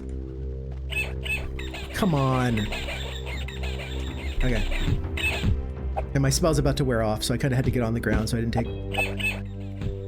Oh no. There's also trapdoors. These trapdoors look like they're controlled by levers, so there might be some kind of puzzle in getting these trapdoors open. I'm not even sure if I want to get them. This is a magically held lock. Motherfucker, I don't have the ability to magically unlock things. If all 4 of these are magically held locks, am I just screwed? Well... Yeah, just jump scare me, it's fine. If you don't have the ability to levitate and you don't have the ability to climb, that little area would be like a death sentence. You would not be able to get out of it. 'Cause basically, you either need the ability to unlock magical locks, which is an unlocking spell. You either need the ability to climb or you need the ability to levitate. And if you don't have one of those, you are stuck there. Reload your save. This game is pretty brutal sometimes, especially with the 3D like traversal of the game, where they really want you to either have levitate or climbing or something. If you deliberately go in unprepared, you will just have a bad time. Climbing is generally the answer, like almost all classes, even if they can't use magic, can climb pretty well. You can learn to climb excellently. What is with all these tiny useless rooms? No. Oh my god, that was so lucky. That fireball must have just hit for 14. It must have just hit for max damage that one time. I'm saving that. I'm happy. I'm happy I killed that spider. That's one less spider to deal with next time. Oh, no. Oh god. It begins. Can I like live long enough to... No, I'm not going to be able to escape. This is like 20 seconds of paralysis. I am not going to dodge well enough to... The beginning game. Eventually I'll become powerful enough to laugh at all of these, but you know. Let's just pull up fireball and then just alternate between... I wonder if I can damage him through the walls. Nope.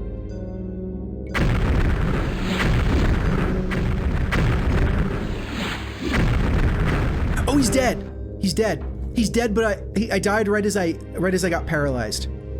Okay, so I can just sit here and wait out the spell, assuming another spider doesn't come along. Why is there spiders? This is supposed to be an imp castle. Whatever.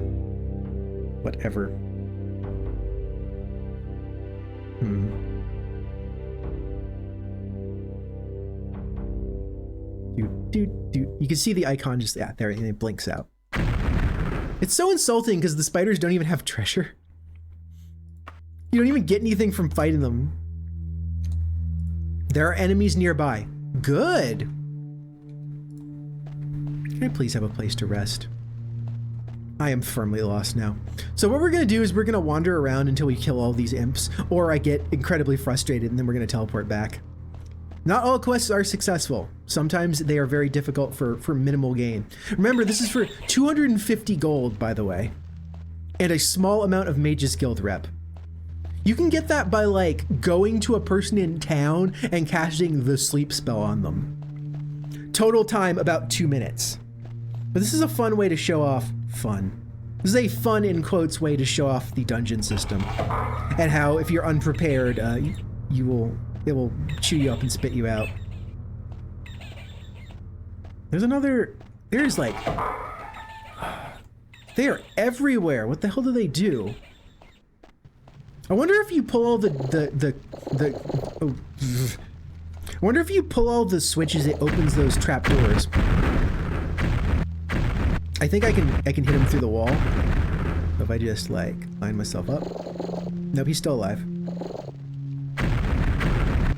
This has a pretty big radius though, so I'm hoping I can kind of like... There we go.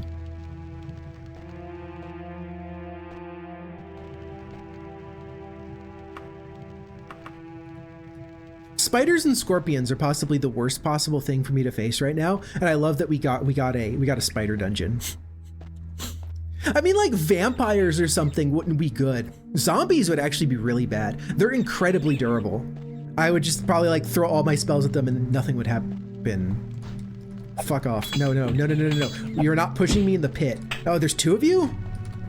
Can I stab? Come on, stab them. Night blades. They have poison. They have poison and magic. But as the fact that they are human beings, they also have equipment, so. My first shield. It's just free armor. No reason not to. So I'm using a one-handed weapon, you know? I really want a tower shield of some kind, but a little bucklers. Look at this bullshit.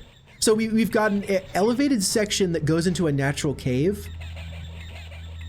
And I could see all the stuff down there. Just like running around trying to get to me because now it's seen me. Are you you're just a female NPC. For a second, like in the light, I thought maybe she was a vampire. And that was gonna be bad. Leather boots, leather greaves. These leather greaves are a little bit, wait. These are like the same greaves, right? Yeah, okay. This helmet's really good. So helmets are one of the weird things where their appearance is not solely determined by the material they're made of, unlike all other types of armor. So this golden helmet is... The light sources sometimes do that. That sounds like I'm bullshitting you, but no, those horrible noises, sometimes the torches just make those noises at you. Don't worry about it. Everything in the game just contributes to the fact that like this game feels like it's fucking with you a lot of the time. Yeah, no, I need to absolutely get this chain. This is my first other pair.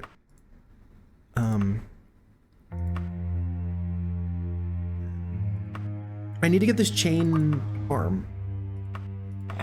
There we go. A griffin's feather. You know what? Since I don't know what I'm gonna do. Yeah, I know. I feel like me at like age 13 was like the kid who had that happen to him. The game just starts making a weird noise at me and I'm like, oh. Okay. So since I don't know if I'm gonna eventually do alchemy, I guess I'm just gonna hoard all the alchemy ingredients I find, right? They're fairly... No fucking way. Wait. So this is another exit? Like, or is it? No, this is the entrance. I made a circle. I did this. Here's what I did when I first entrance. I went over here, I climbed that thing. I didn't realize that I had gone over here, it would have been this. I made a circle. I made a circle. Can I at least rest? So that's good though, in a way. Stealth dodging. That's something anyway. Oh, an imp. Ooh, an imp! Yes, I want these dead. So I believe that like the way this quest might be working is the longer I spend in the dungeon and the more I rest, the more the imps kind of come to me. So they're not spawning in like a set location like you'd expect. They're actually kind of like searching for me in the dungeon. That's kind of interesting.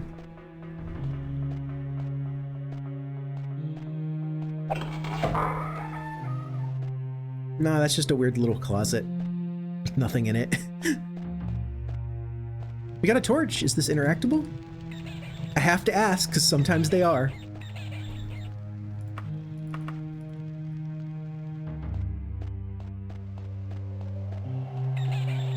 I hear a rat. It's a pretty definable, or possibly a bat. They both squeak for some reason. Okay, so this is the bottom of that room, with the bridge over the top of it. So it should be absolutely full of like rats and other animals waiting to kill me, because I saw them all swarming around.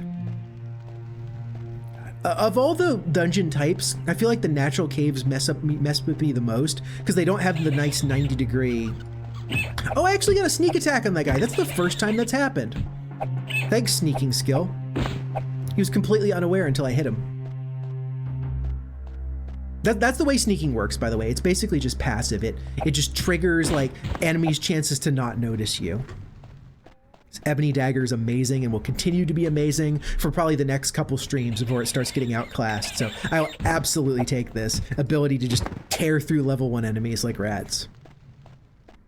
But there's going to be a problem as my damage starts sucking at higher levels because I'm refusing to use the good swords.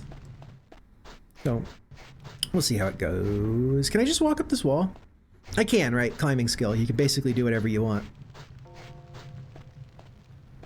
So.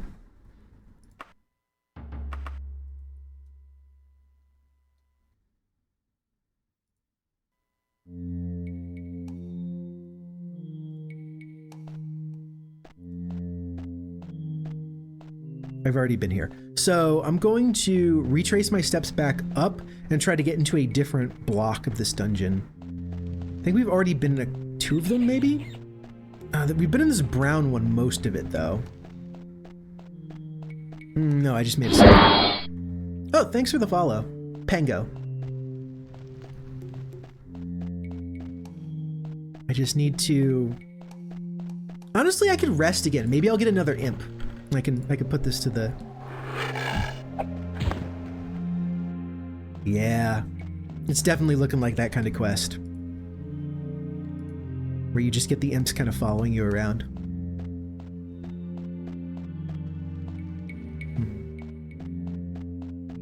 Yeah, for the new people, I love this game. This Daggerfall is just my favorite CRPG.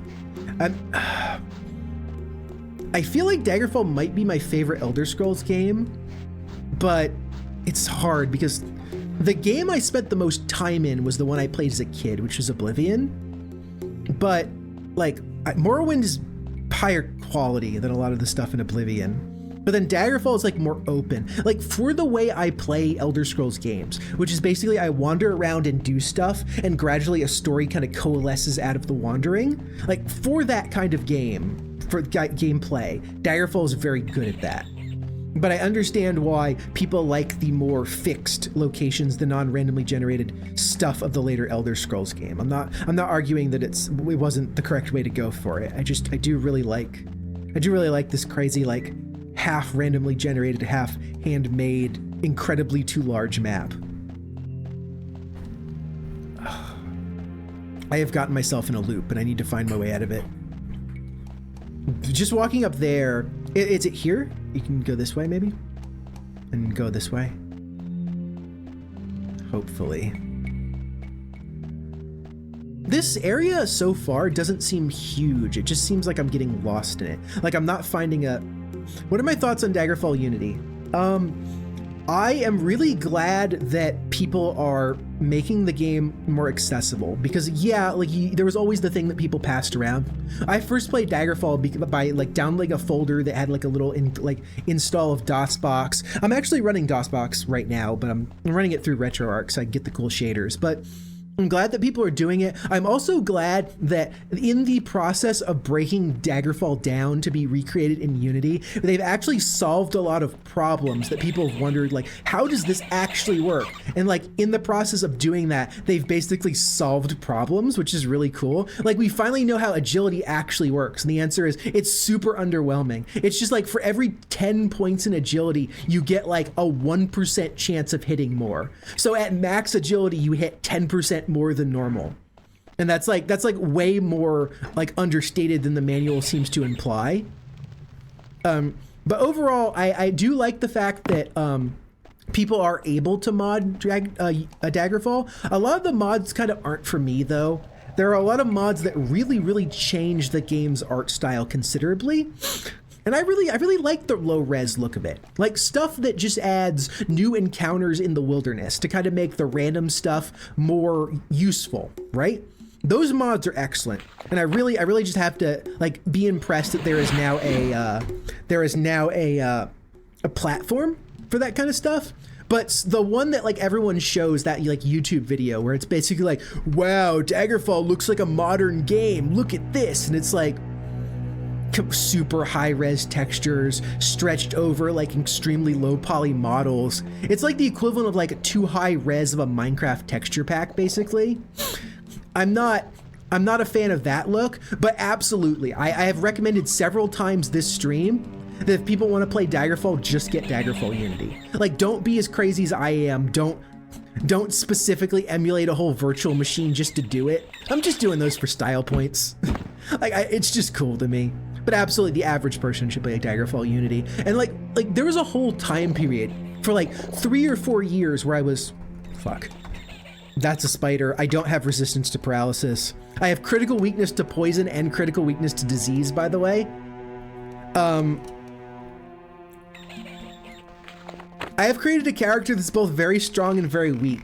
I'm not trying to be overpowered, but I'm trying to, like, for instance, I have spell absorption, which is very powerful, but I also have a ton of weaknesses. And engaging in normal combat is not the smart thing for me.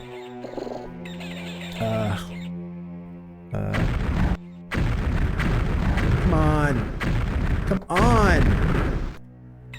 Yeah, I'm basically a scholar. I'm like a wizard.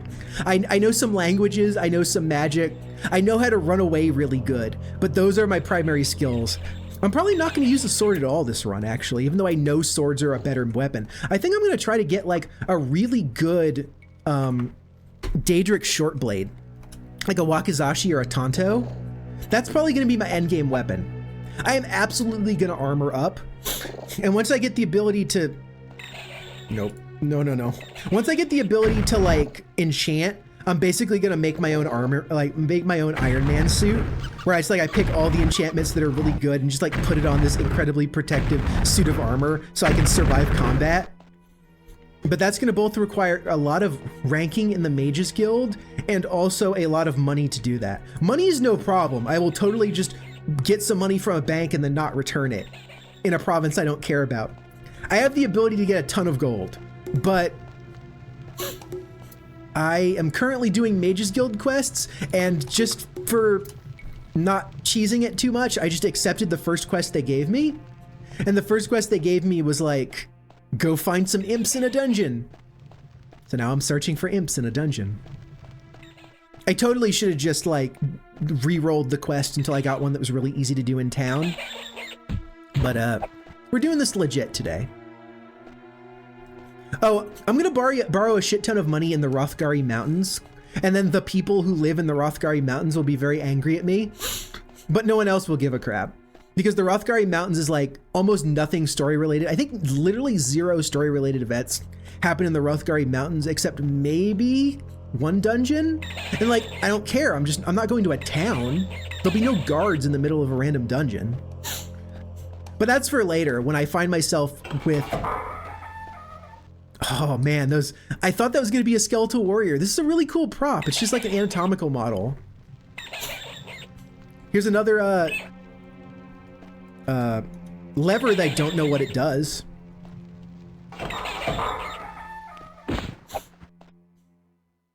There are enemies nearby. place is just made of closets, okay? I just keep finding these tiny little rooms.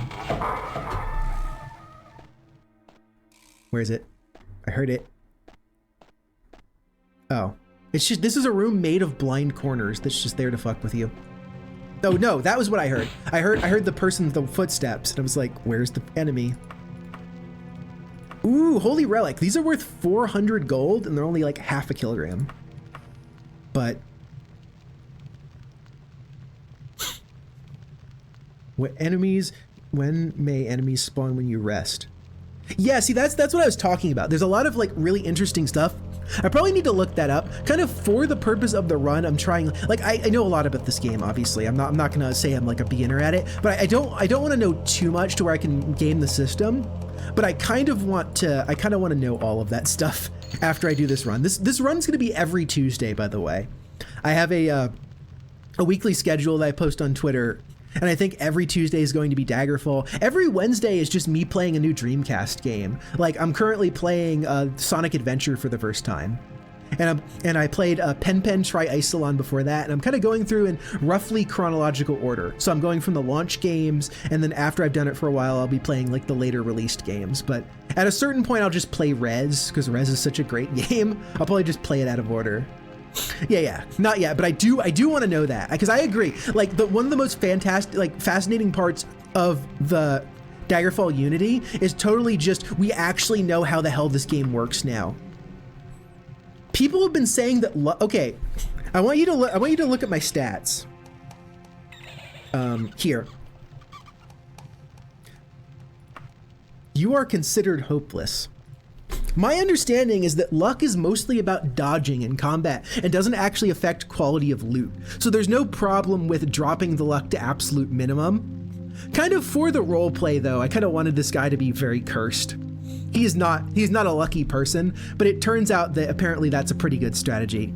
For the first time in a long time, I'm actually trying to make a character that's fast, that's speedy, and I'm discovering that speed is incredibly useful just for like the attack speed buff alone. I like the running speed buff, but man, it's useful. There's just blood here. There's just a coffin with nothing else in it. Speed's OP. Okay, yeah, that's what I'm feeling. Oh, nope. Oh no. Come on, no. Alright. Get out, go away from me. Get away from me.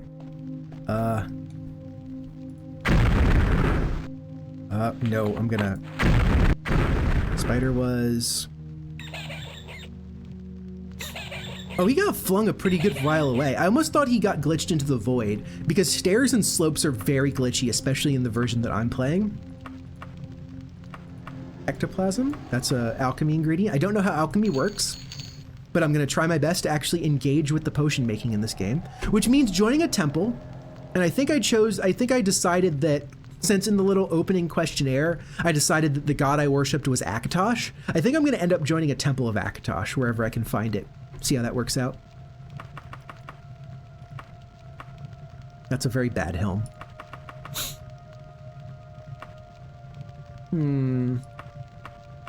Yeah, I'll swap out the more expensive sword for that. I'm a little bit scared of these stairs, and that sounds like it's a little bit like, why are you scared of the stairs? Because if like something pushes you or you like glitch a little bit wrong, you can clip through them into the void fairly easily. Oh no, why was there a spider in the closet? Oh no. Nope. We're good? Okay. Now I just have to wait for this paralysis to wear off, but that was I'm at least getting the hang of fighting these spiders. Can I hit my, there we go. This is what I'm working with. I'm working with spell absorption and increased magery, but weakness to poison, weakness to disease, no silver, no adamant, no orcish. That's gonna be really funny when I find like an almost complete set of orcish armor later in the game, and I'm just like, I can't even wear this for style points. But whatever, not that bad.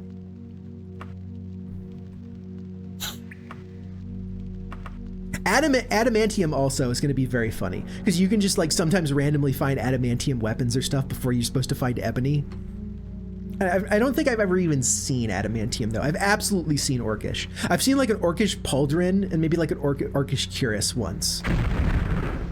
But there are enemies nearby. Oh, like rolls of cloth. I like the clutter in this game.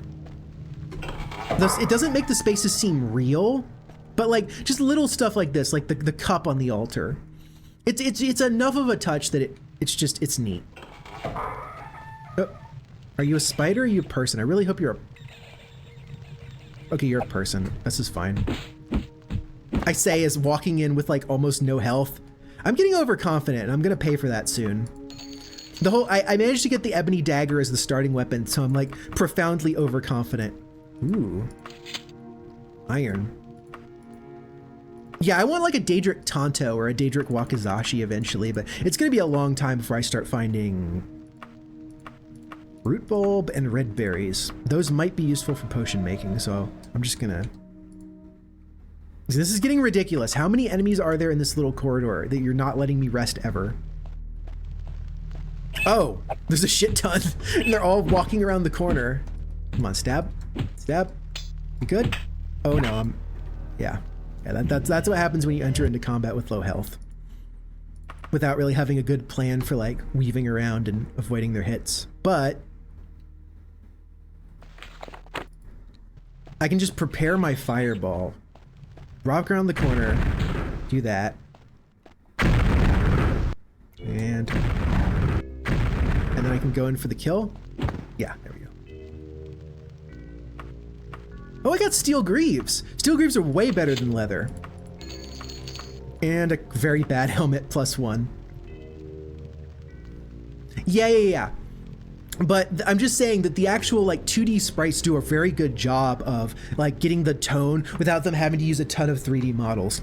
There's some later stuff in the game, which I don't really want to spoil, but the game gets real weird when you're doing some main quest stuff, and they make good use of 3D models for that. Where is it? Where's the imp? Where's the imp? Oh, that was a terrible rest. That's like the equivalent of like putting your head down and immediately waking up. Yeah, it's not only artistic, but they did a good job within the limitations that they had. This is an amazing... Fuck you, rat. This is amazing for a DOS game, you know what I mean? Like, it's such a late DOS game. It's not what people think of when they think of DOS, but... A steel longsword, we've got some leather. Oh, I actually already have a buckler. I didn't realize I had a shield. Can I, like, back into the corner and... No. The game is not allowing me to rest, and I stupidly do not have a healing spell yet because I spent all my money on levitation and damage. So that means unless I just have to find a spot where I can... I have to just keep finding spots where I can heal. Even if it's like really like limited healing. I also don't regenerate health very fast. Oh, what is this? It's like a hallway full of coffins. It's like a cool set piece and a floating skull. Oh, a floating skull that just fucking kills you. I love Daggerfall. Yeah, some items will just have magical effects attached to it. The one I'm thinking of is like the banners in this one area cast levitate if you have no way to get out. But apparently this one, this skull just casts damage health on you. I mean, it's a skull. What did I expect? I'm sure someone put a happy enchantment on the skull. Skulls are my friend. They would never hurt me. Oh God, no. Oh, no.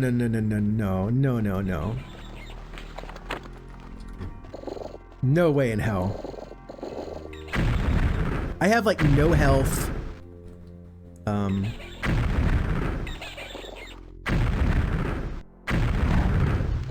Are you stuck on the stairs? Wait,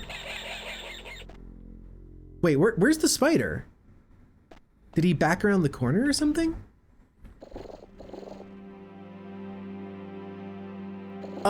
I think that the spider might have glitched through the stairs on me. Or the ramp in this case, in which case I thank you. What is up here though? I'm gonna make a save. I believe that spider is dealt with, so I'm just gonna go. Okay. I'm actually getting sneak attacks on the rats now because my stealth is just high enough. Oh, that's a portcullis. So if I pull the wrong lever, this will actually close.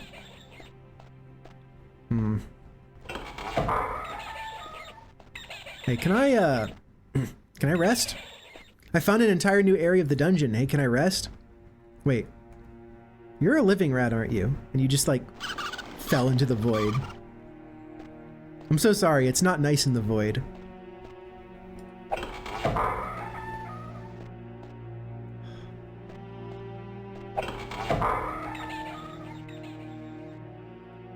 Can I please just take a little nap in here? No, no, no, no, no.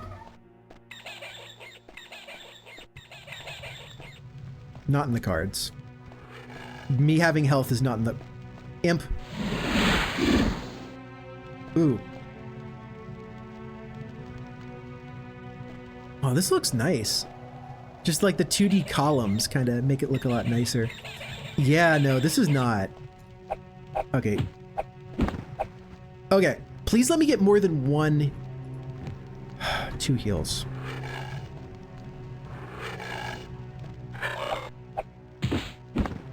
That's the last imp you're done. Oh, thank God. Okay, so we're gonna go in this room, and we're gonna shut the door, and we are gonna portal out. Because fuck this place. I do not need treasure anymore. My inventory is full. We are leaving. If I accidentally hit anchor here, I would strand myself here. Okay. And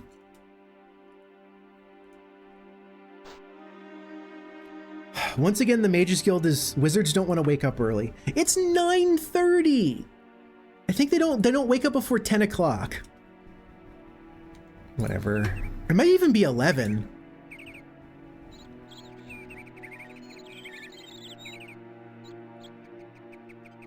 There we go. Here's some gold. Hey apprentice, let me show you this place, the ruins of Ashwing Manor. Okay. Special locations. Zoop. Ruins of Ashwing Manor. And since he's telling me about this in this province, I'm going to assume that it's in Daggerfall. So I'm also going to write that down for later. No. This is going to be a dungeon that I visit later when I just need to do some kind of questing. That might be enough for me to buy a healing spell. Once I sell the stuff I have, really, you can go to info mode. Okay. Sorry, I need to be in the, I need to use the hotkey for like info mode, don't I? Whatever that is. Info mode is grab mode, talk mode, steal mode. So it's the F keys. Okay. So it's like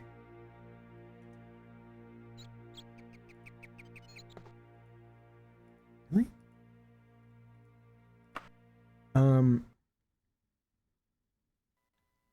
The building, not the door. Oh, it's okay. So let's just click the wall then and we'll see how that goes. So which one? In info mode, the Mages Guild. So if it was closed, it would probably say Mages Guild opens at this time. Interesting. Grab mode, steal mode. I generally like being in grab mode because that works in the most things. But because grab talks to people. I guess you just like grab their shoulder, but it also picks items up. So I need to remember that those interaction modes are a thing. Let's go to Gondolin's Quality Supply, which is the one that's the second best store. It's not the best store, so I can get a little bit better prices.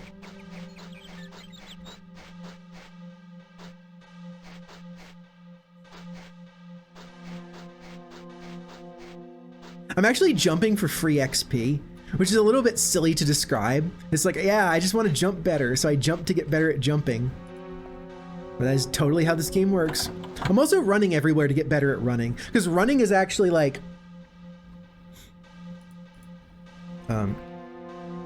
where's my skills? So, running is currently tied for my highest minor skill.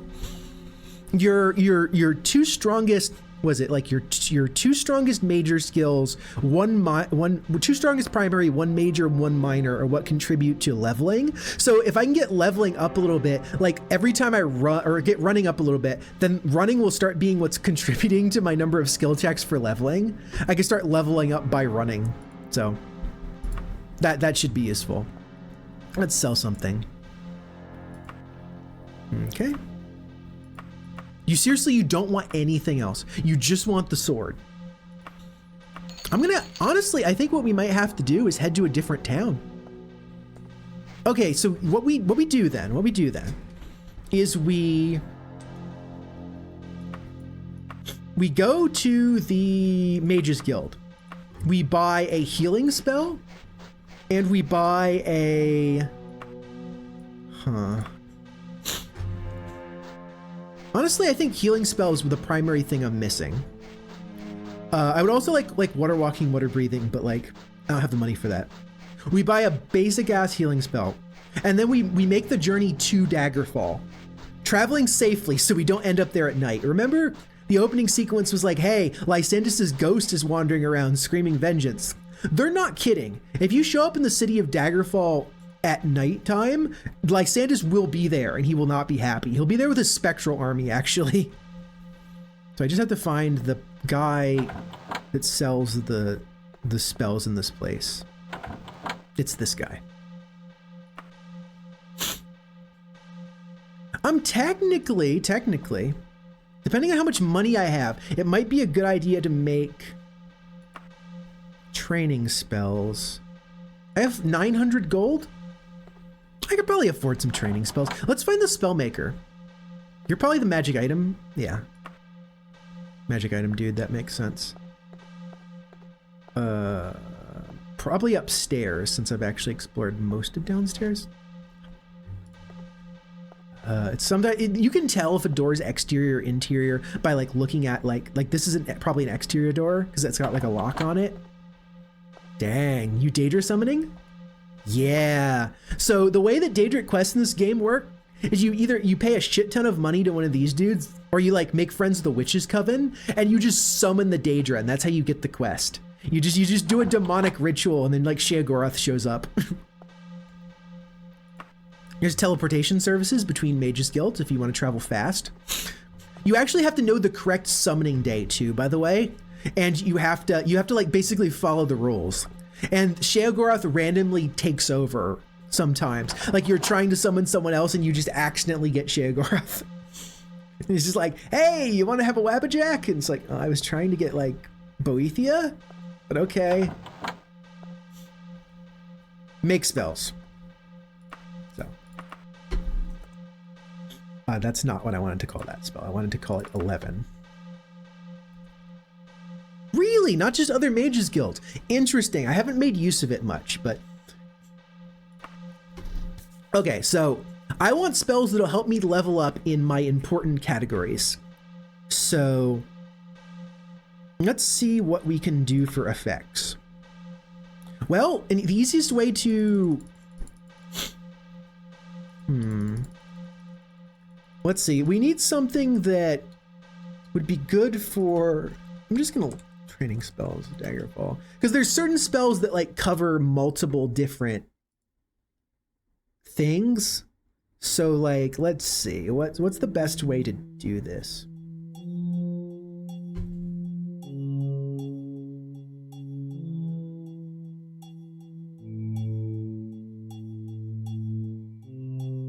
Okay, so let's try this. Let's try light. Okay. Actually, no. That was a pretty expensive. So I'm gonna actually, I messed that one up. Let's try doing a different light, but like a really, really weak light. Because training spells don't need to be good. They just need to be the act of casting is what levels you up. Yeah, there we go. So we got light.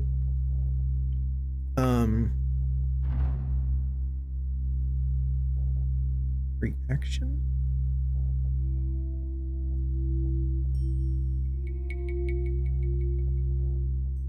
And water walking.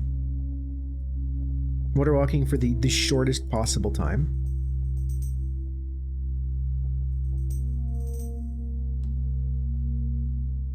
This gives me a spell that costs 8 points to cast, but trains my illusion, restoration, and thaumaturgy. So I'm just gonna name it illusion, res, thom.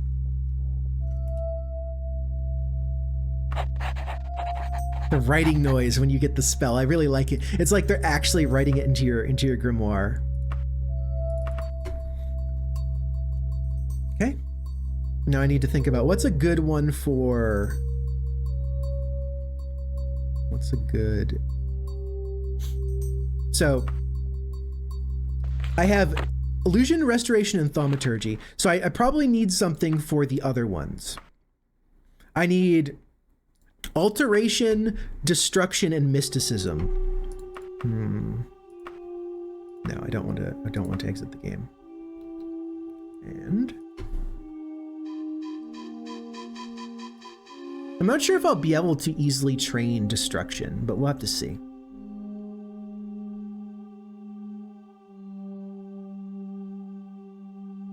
Alteration could be water breathing for 1 second. That could work.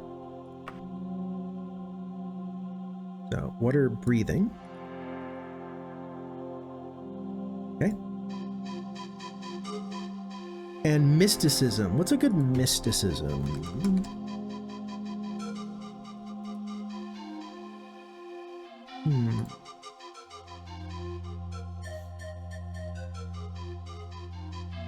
I don't want to do an open spell.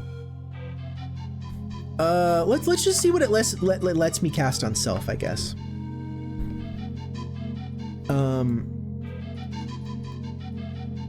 Well, technically open is...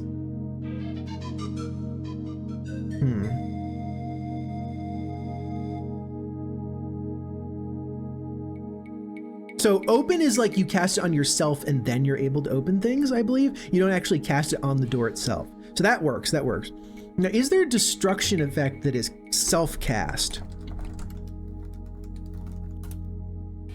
Let's learn.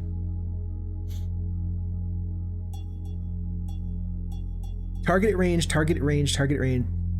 Firestorm is area around the... I might not be able to get a destruction spell that actually works. Let's see. Create item. Create item is interesting. You can just like magically create arrows and other like low level items. Jump, levitate, lock, the shadow, silence. No. Okay, that's fine.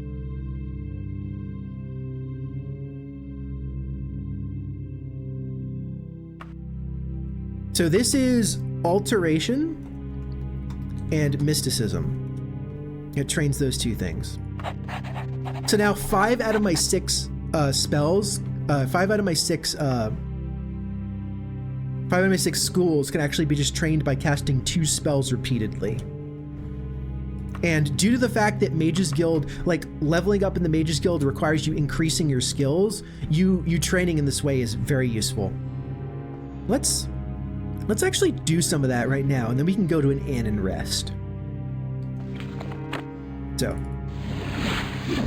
Oh, that's how the light spell works. It actually makes a little candle in front of you. That's hilarious.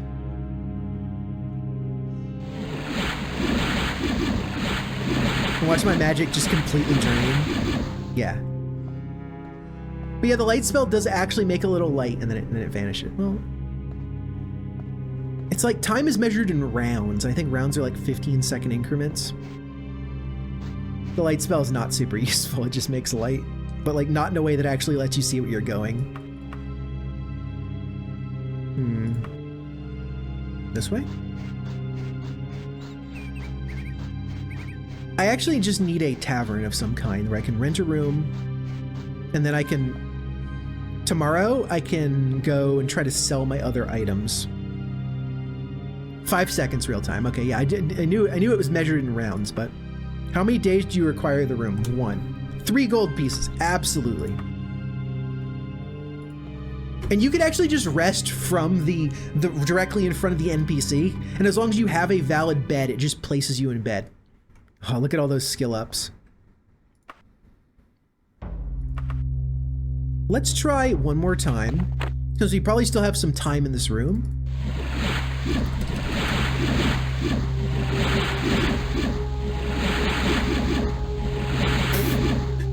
Look at all those times I stacked water breathing on myself. I'm basically a fish at this point.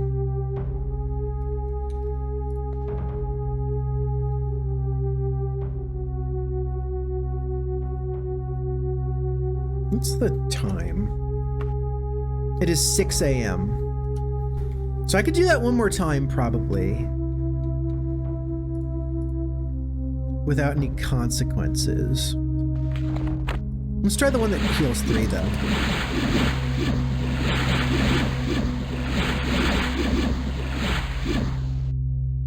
It'll kick me out when it says I no longer have the room to rent, I believe.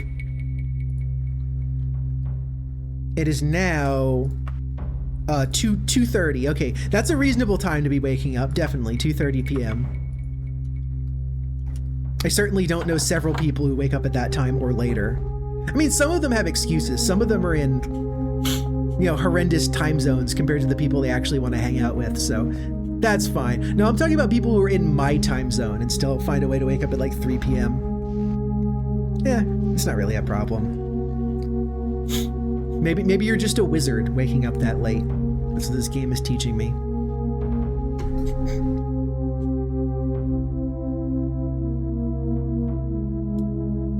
All I see are general stores.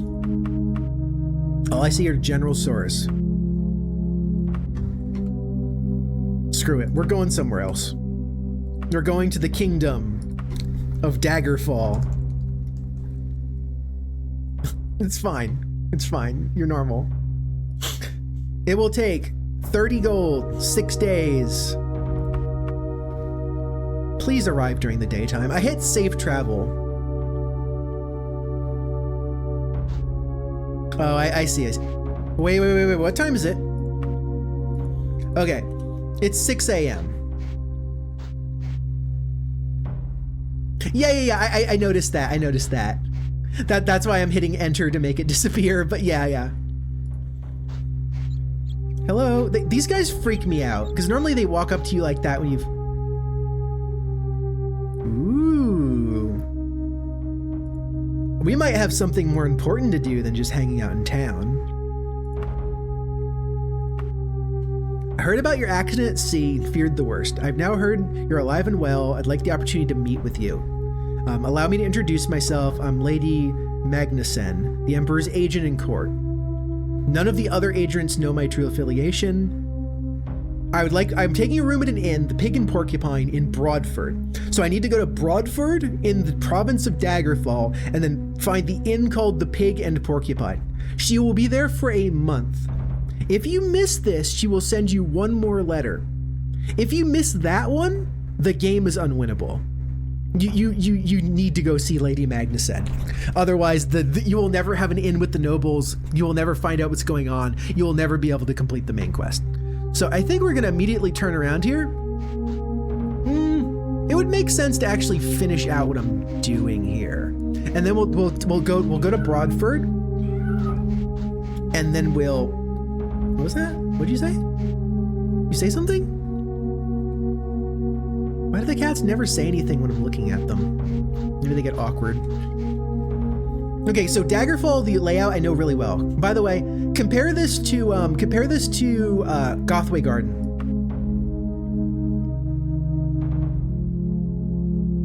Yeah.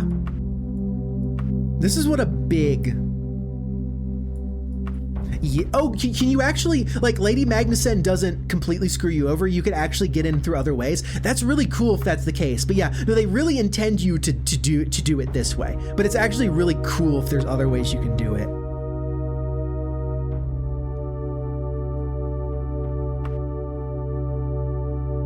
So yeah, this is the castle of Daggerfall. There's a specific circle of shops I'm looking for. I believe it's this one. Right here. Every one of these orange things are a shop. You get shop circles in towns sometimes. Daggerfall being a big town has kind of a large one. But I'm up in the northwest, right? Northwest part of it. So that means I just need to head southeast. Yeah, that's the thing, is I wish games would hit some kind of midpoint between like all the cities in Skyrim basically being tiny garbage and towns like this being like impractically huge. Elder Scrolls could use bigger towns again, just a little bit. Okay, interesting. That's cool then. I like that they have a back way into the quest then. Because I guess like, what's her name? The Dark Elf lady will probably still talk to you, and she'll probably still get you that quest to like start interacting with the King of Worms. So you can probably still do that. Interesting. Because like, why would she care what Lady Brizenna does?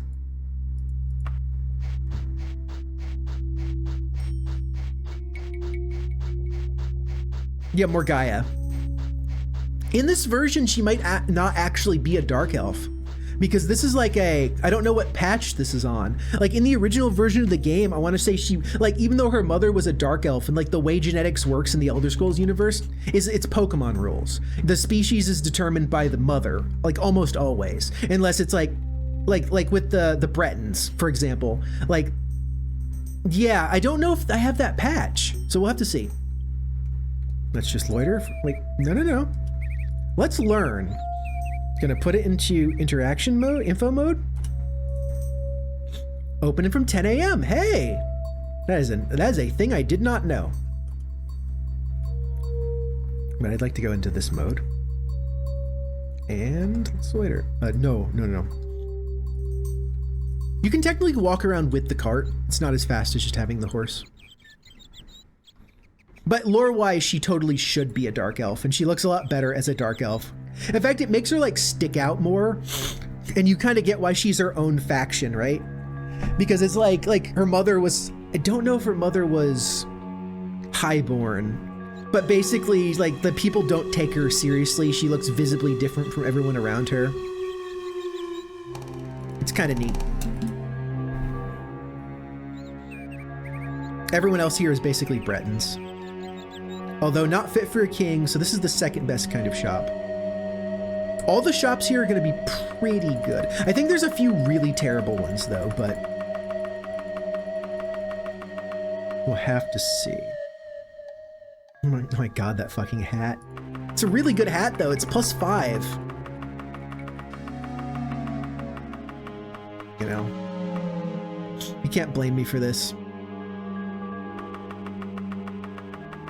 I don't want to sell my stuff here. I want to find a worse shop to get better prices, because I am kind of like skimping on money here.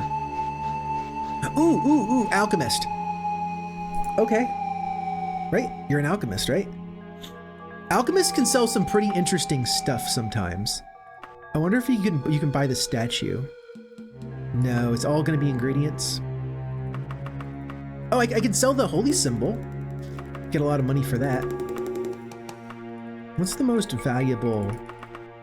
Because if the stuff's worth tons of money, I'm gonna sell it. But I kind of want to keep that ectoplasm. I think they're used for something. 359 gold.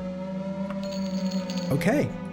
That mercantile skill is already putting in work. I don't have a single recipe right now, so like I don't know what I'm... Yeah, pawn shop is pretty much everything. So if I can find a low quality pawn shop, I am like in business, and I need to remember where it is for later.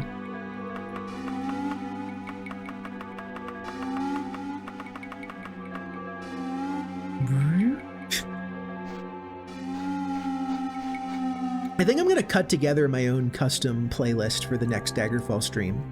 Like, get the really good quality rips and kind of like remove some of the pauses in between songs. Probably what I should do is I should make a dungeon playlist and a town playlist and just swap between them. I mean, I have a week. I should totally do that. I'm not playing this again until next Tuesday. Okay. This is a tower shield. This tower shield is 3 better than my crappy buckler. I need to eventually get that. So I'm gonna sell some of the... I didn't mean to do that.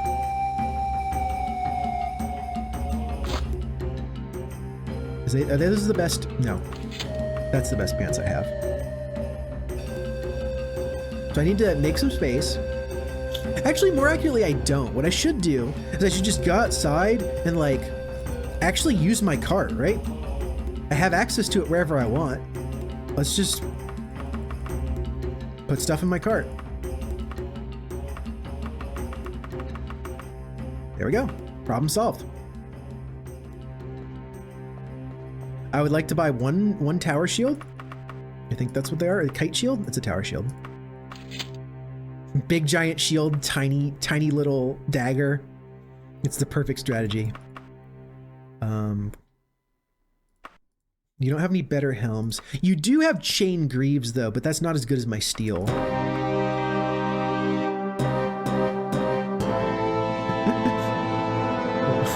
are we doing here? That's a little bit heavy for what I'm engaging in right now. Can I just have like the quiet music? There we go.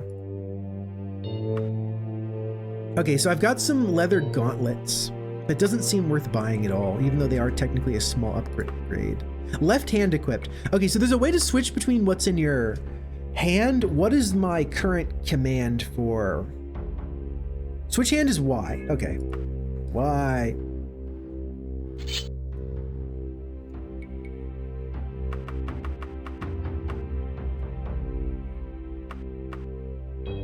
Oh, I didn't actually buy that. I just said it looked cool and then didn't actually hit the buy key. Whatever. I'm gonna be in trouble if my ebony dagger ever breaks. Bookstore. Alchemist. Another weapon shop. Okay. Is this like the odd blades? Because there's a perfect quality weapon shop somewhere in Daggerfall, and I wonder if this is it. Let's go outside and check. Yes, it is. Okay. I remember this one. A lot of people... no, it's just that the MIDI, the music in this game is very quiet, and I need to mess with it in a way that doesn't completely mess with my stream settings for other games. It is still outputting MIDI and sound and stuff. It's just not doing it in a way that's super audible on stream. Don't worry. I'll figure out by the second stream of this, I will have solved that problem. Either by just increasing the volume in DOSBox or like some other method. You can't live off the land because every recipe requires salt.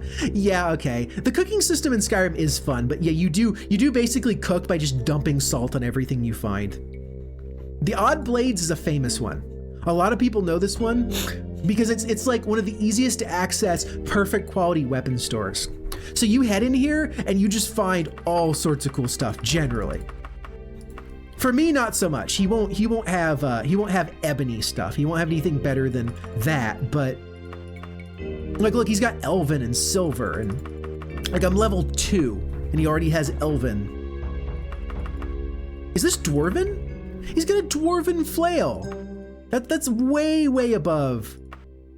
Like if I wasn't committed to using short blades, I would think about using a flail for a while. 6 to 18, 9 to 14. Still though. Dwarven longsword. I believe I'm level 2, yes. Let's check. Not that button. Yeah, level 2. This guy's got dwarven stuff at level 2. It's a really high quality shop, as I said. This guy is also, one of the first places I think, like, you sometimes find Daedric stuff in loot, obviously, but I want to say that because this shop is so high quality and it's so easily found, a lot of people find their first, like, Daedric item here and they remember it. Also, it's kind of got, like, a distinctive name, the Odd Blades. So like people remember like walking into a place called the Odd Blades and just seeing a Daedric longsword sitting in the shelf. It's like, oh yeah. I think that might be only for loot, and that shops can actually break the rule if they're a particularly high quality shop.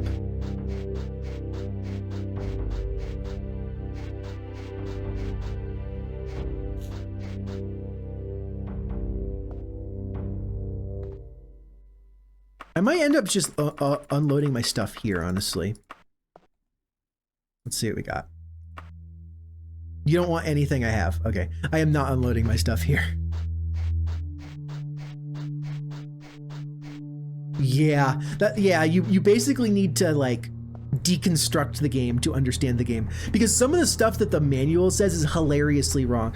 Like it says that the critical strike skill is the chances of you dealing increased damage, which like intuitively makes sense, right? That's how criticals work in other games. That's not what the critical strike does. The critical strike is a chance of dealing basically increased accuracy. Like when your skill's 100%, you'll have a 100% chance of getting a condition which causes you to have like 15% more accuracy on your hit or something. It's really weird. It still has to do with like, you know how to use a weapon. It's not that weird, but the manual totally lies. Yeah, it seems like it is. It really does. You don't want anything I have, huh? I guess I'm just gonna have to bite the bullet and go to this armorer. Sell my stuff here, even though he's a little bit too competent to fall for my bullshit. Okay. Don't need this, don't need this, don't need this. And don't need that.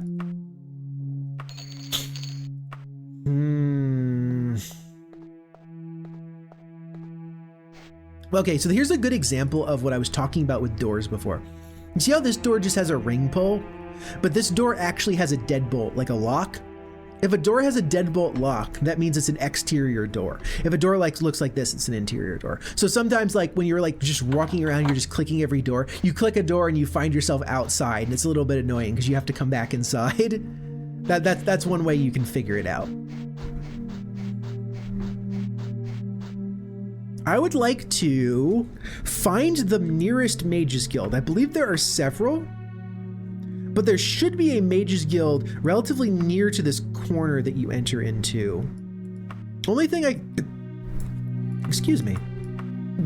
could think of is maybe this building right here.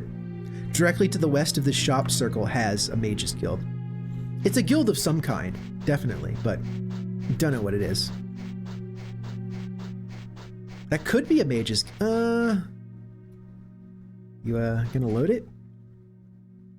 Sometimes you feel when the game starts loading the next area. Kind of stutters a little bit.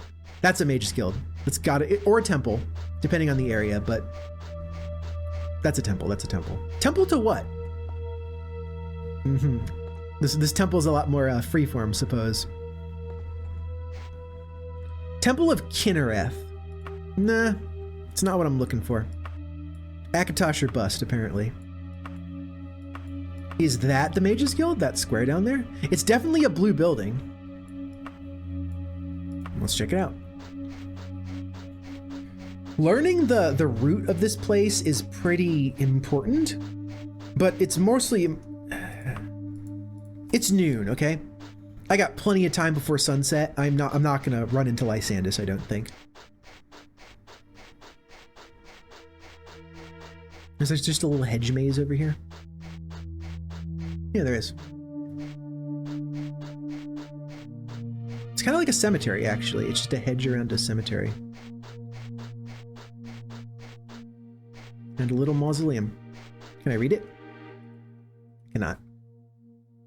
Some signs are readable.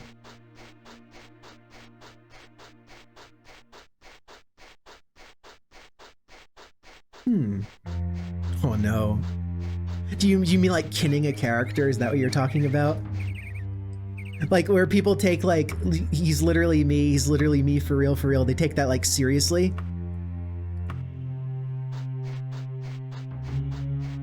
Ah, the internet.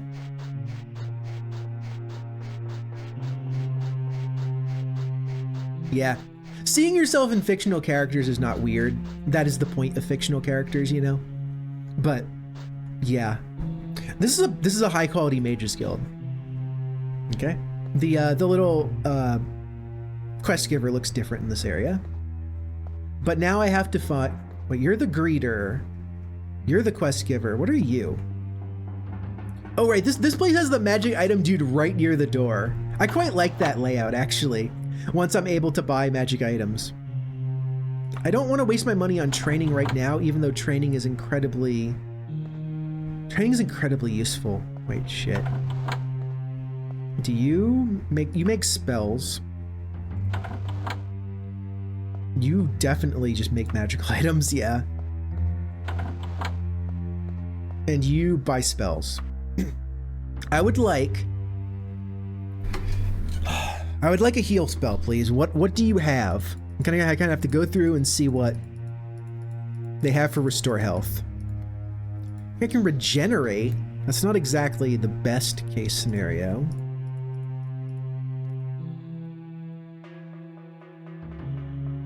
Stamina's heal fatigue. That's not what I'm looking for. I could just make it myself, but I'm trying to see what kind of spells we got.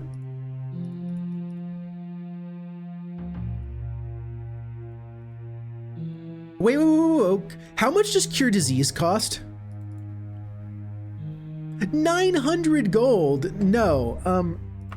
I have critical weakness to disease, so being able to cure myself diseases would be very useful, but not right now. Balna's Bomb. Heal on self. 151 gold. Absolutely. Okay. I would like to buy Water Walking, Water Breathing, just because I don't want to have to deal with water. I don't want to have to deal with my crappy heal, like, swim skill when I'm being chased by slaughterfish. Okay. So. Our spellbook now looks like this. Chameleon, Slowfall. We actually have Slowfall, which can be pretty useful. I got Levitate, though. Got Fireball. We got our training spells. We got a healing spell, Water Walking, Water Breathing, and Shock. Keeping their mouse names. Yes. And it tells you like specifically what it does, down to like how much damage plus how much bonus damage per character level. I just remember the name of the Bana's Balm. That's like a healing spell I've used before. I need to drink some water.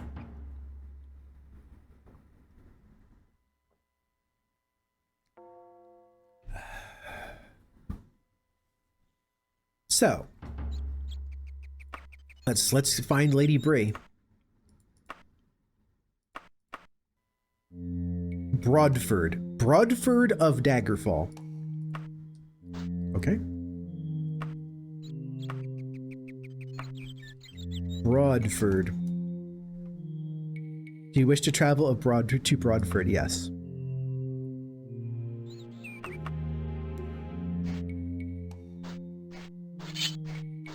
Now, one of these will be the pig and the porcupine. I could probably just go into interaction mode and like, right? Just like this. Pig and the porcupine. The mug and the mole and the mug. You can kind of see how they assemble tavern names as like the something and the something generally. If it's called residence, you can go inside it, but generally there's not anything super interesting. Oh, it works that far away? Interesting. I guess it's like in your field of view. Okay.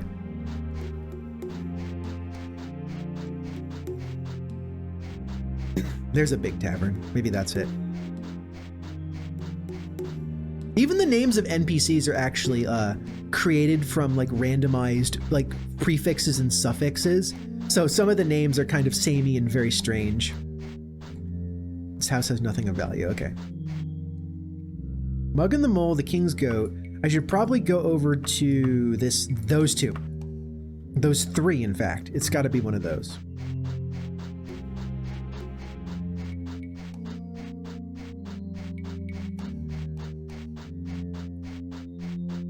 Dog? Good dog. I have now walked outside of the little town area, yeah. I need to walk back in. We've got The King's Priest. Okay, that's not named that way. The Silver Woodchuck. And is it gonna be the last one I look at? Oh. North. The Pig and the Porcupine, of course, of course. And there she is. She has a unique sprite. She's pretty obvious to find. Text. Thank you for responding to my letter. The specter of King Lysander's haunts the streets of Daggerfall. We knew this already. Don't go there at night. You are certain to be attacked by a legion of ghosts. That is true. Since he seemed to imply that he was killed, let's try to figure out who could have wronged him. Because they probably don't want like an invincible spectral creature walking around town at night. Like that seems like a real bummer for your capital city. Can you imagine if DC just had like an invincible army of ghosts and everyone knew you just like go inside at night? Like, don't be outside or you will die. But like, you know, the town's still going. Don't worry about it. Okay. The major powers of the Bay. We're going to get into politics here. The major powers of the Bay are Sentinel, Wayrest, and Daggerfall. Those are the three main towns so far that we know of. Of course, Daggerfall is the capital of the Daggerfall. The Daggerfall province is like the capital city, the capital province, and Daggerfall is like the capital of all the capitals. But also Sentinel and Wayrest are capitals of their individual provinces, and they have their own royal families that are still important, but not quite as important as like, because King Lysander was the king of Daggerfall. In the matter of the letter, the Emperor's agent says he was unable to hand deliver to the Queen because of the war. Castle Daggerfall is in debt. Yes, exactly. It gets a little ridiculous. Okay, so the Emperor sent the Queen a letter, supposedly of personal nature, but there was a war breaking out, and he wasn't able to give it to the Queen. So he hired a courier who was willing to run through the war. Makes sense. Did the letter arrive at all? Or I guess did the courier just take it? Like that's always a possibility, right? I am leaving Daggerfall soon. My position has been compromised. Do not mention my name in court. It will more likely hurt than help. Okay. So what she is suggesting that we do is we head back to Daggerfall and we just question people. We try to get into someone's good grace. We try to get someone who's willing to answer. Someone who's willing to actually answer our questions. Okay, I can do that.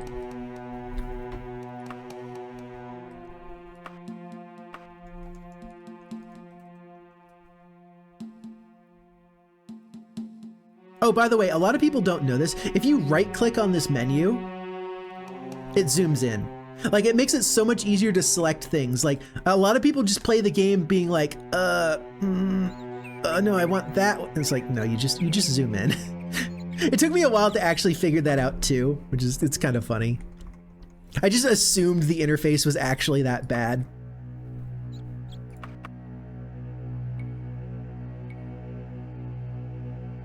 So, I did not like that long black screen there. I was like, is the game just gonna crash on? Because crashing on fast travel is potentially an issue.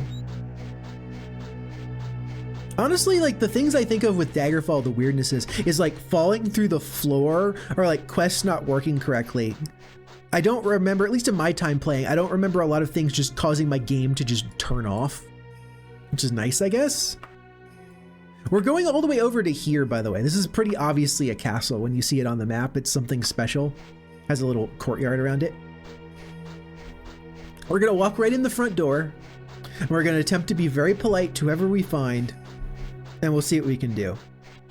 We are once again only level 2, so...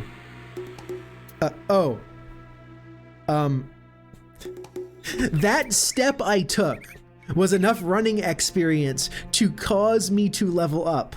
Therefore, when I hit the button to open my stats, it was I thought I was just opening my stats, but no, this is the level up screen. We actually just hit level 3. I'd like to bring willpower up to 90 because you get bonuses generally every 10. And then let's start going into endurance. That's good. Okay, level 3 is pretty good. Level 3 I think is enough for like the next time I fast travel to maybe get another note. Depending on if I've started things already, so maybe I haven't gotten to the point where. The quests that are level based generally let you know that you've reached the right level by like the next time you fast travel, you get a text box that says like someone slips you a note. That's an indication that you're now able to reach the next stage of the quest. In one case, an important person we have not yet met does not deliver letters by courier. He delivers letters in a lot more of a kind of a jerk way. You'll see. Yeah, he's quite a character. Oh, please tell me that there's still this glitch that I'm thinking of. Okay. All are free to petition His Highness at this time. Do not stray from the audience chamber. Always speak politely and cast no spells while in these walls. Do you agree? You actually have to type something with the letter like Y in it, basically. I'm pretty sure you can just be like, yeah. Does that work? No, yeah does not work. Does y? It really has to be yes. Amazing. There we go. Okay, so what I remember is that there's a child in here, right? And when you talk to the child uses a sound that is normally used for enemies. Let me see if I could find him. It's not this little girl. Oh my god, they already hate me. Let's go into info mode here. You see a battle mage, okay.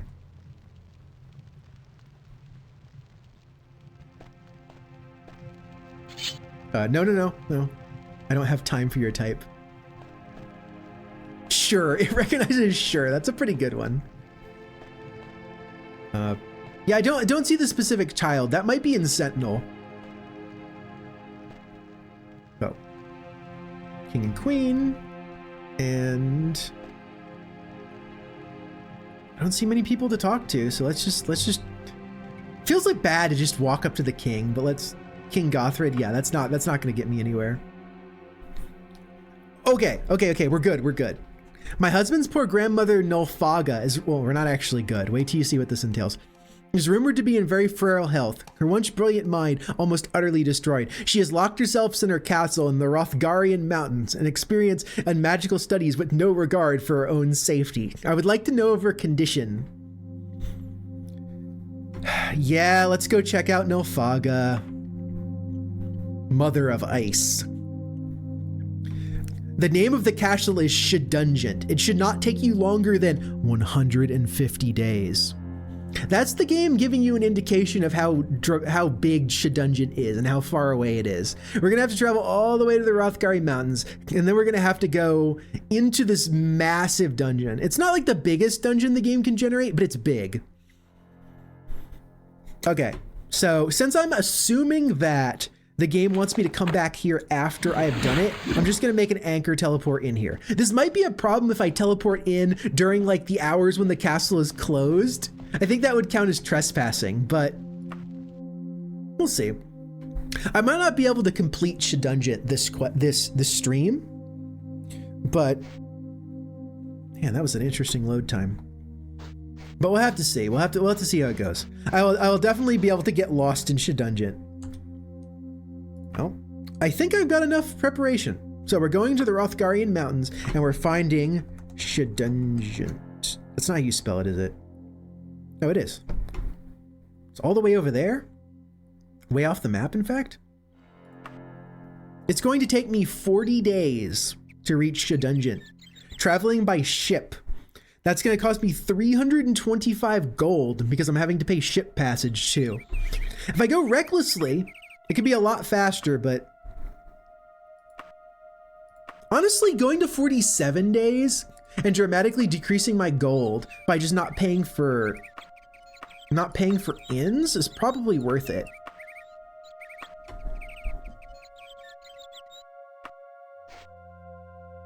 Your eyes suddenly sting. The ground vibrates underfoot. I like the little like character, the little like flavor text.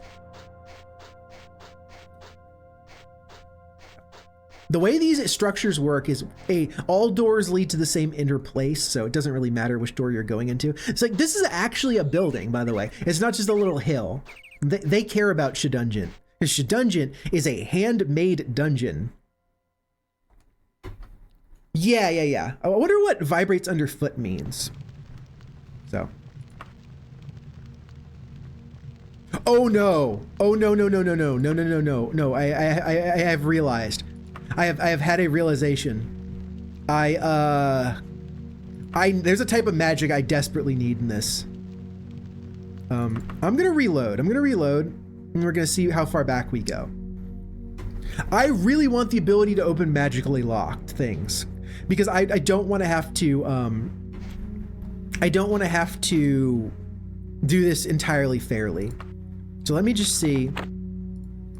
Yeah, I want at least a weak open spell.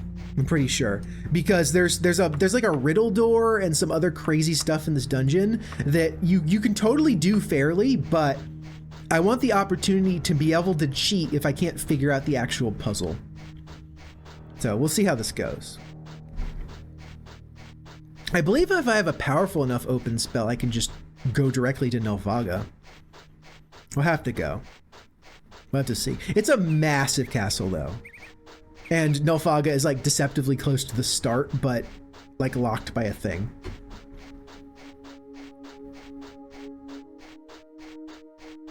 I know that like the first time, a laboratory, oh, that's cool. Like a magical lab. It makes sense though. They literally described her as doing magical experiments without regard for her safety.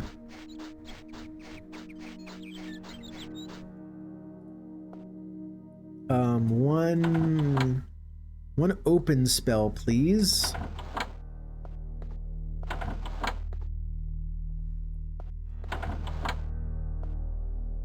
What do you do?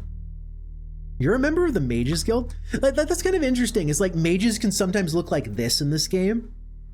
Like this dude's a carded member of the Mages Guild because he has a rank with them. The fact that he like wears armor and uses a spear does not mean he is not a mage. Mage is like it's like a literal guild. It's like I'm like a like, you know, barrel maker because I'm accredited by the barrel making guild. You know what I mean? Like that's how it works for mages. Okay, what do we got? We need a door jam is actually a lock spell, which is a funny thing you could do. I want to say the lock spells might be non-functional in this game. That you can magically lock, but also magically unlock, magically unlock, but also magically lock. And it's like, I don't see much purpose in open. 1 + 1 per 1 level is chance. 1 + 1 per 1 level. That sounds not very high. We'll have to see. I mean, I'll buy it, but I do not have enough gold. Yeah, that's the thing is I think it like breaks the NPCs like, it breaks their like intelligence too much for the lock spell to really be, they let you to just use the lock spell. But yeah, that's the intention. It would be really cool if you could magically lock and then rest inside with the understanding the enemies couldn't. The more you lose open spells, the more you're likely to find locked doors. Okay, I think I'm just gonna get really good at open spells and not care, but that's a really funny bug.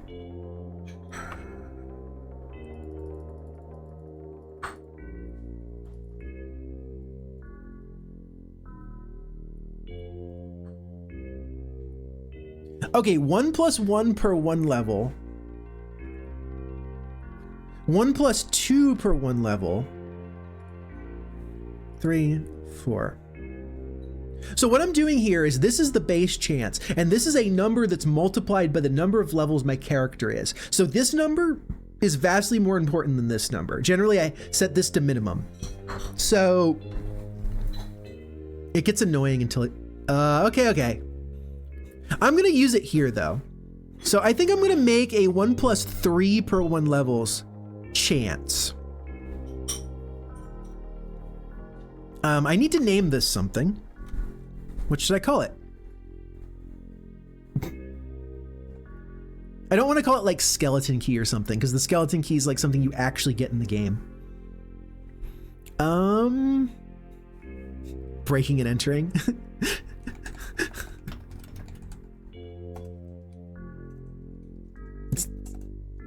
Yeah, sure.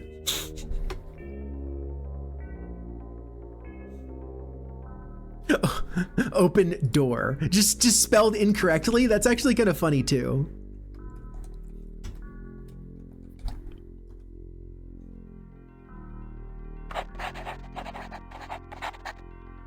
While I'm here, is there anything else that I just realize I need in retrospect? Comprehend languages doesn't do anything, sadly. It doesn't like increase the strength of your language skill or anything.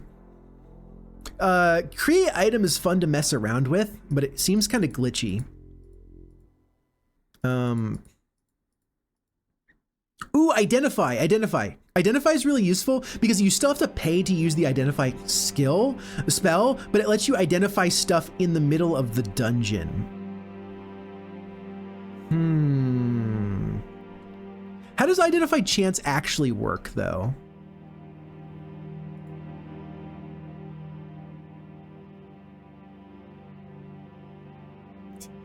Very nice. Open door. Daggerfall, identify. I actually want to know, because I want to know if this is like really, really bad chance of working.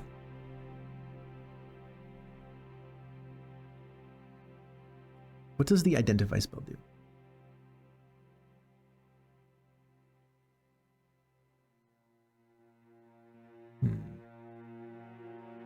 Is it useless? It might actually be really, really difficult to like for the identify spell to work at all. So maybe I'm gonna just not go for an identify spell. Cure.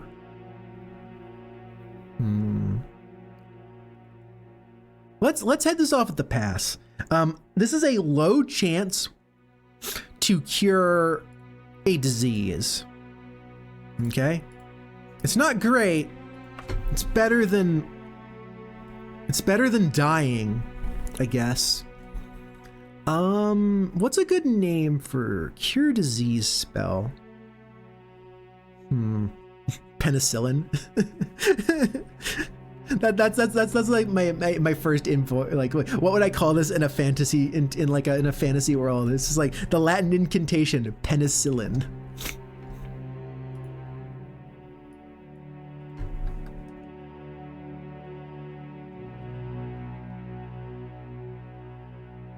Okay.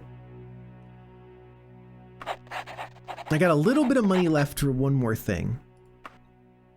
So, what can I do? Water breathing. The hell does transfer even do? Oh, it's like you can like drain your. You give your own points to like an NPC. There's some weird shit you can do with magic in this game. I don't know why you'd ever use that. Spell reflection, spell absorb, soul trap, slow fall. Soul trap will eventually be useful, but I'm not at the point where it's useful yet. Shield.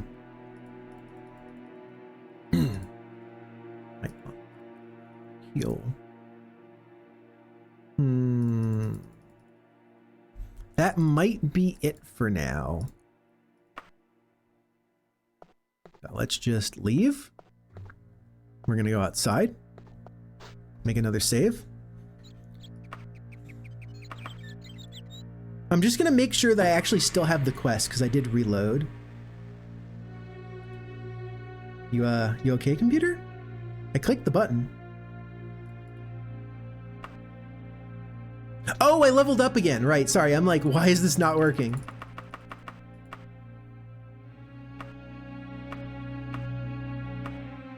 Okay, so let's make sure that I do in fact have. Wait, where am I? Wait, I'm in Daggerfall. I'm in Daggerfall and it's late at night, right? Oh no. Okay. So we're taking the fast boat out of Daggerfall. In fact, we are going anywhere quickly. But let's check where. I'm on a mission. I need to, yes. It says Daggerfall Wayrest Sentinel. I could try to run over to the castle, but that seems bad. That seems like a bad idea. I could try to run to the nearest tavern and just sleep it off. Let's do that, because I kind of need to be in this town.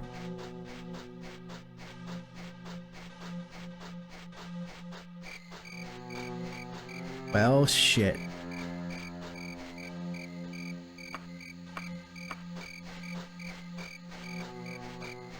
Where are they? They don't like immediately kill you. It's like, it's not that dangerous, but it's very much you don't want to be out at night. And everyone who lives in Daggerfall knows that you don't want to be out at night. Okay, please, I would like a room. Yes. This is not a complete waste either, because it means that I can actually just practice magic and sleep a little bit until it's morning.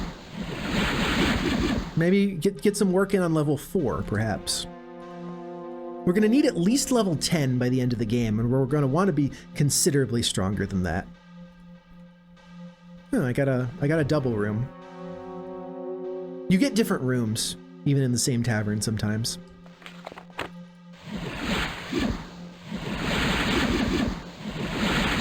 Let's cover my screen with all of these icons.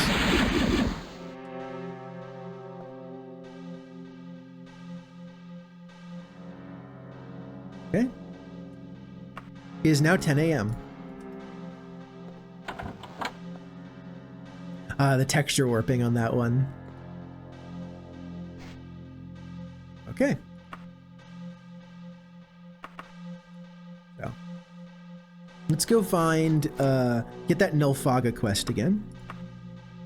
It should be north and east. More strongly east than north.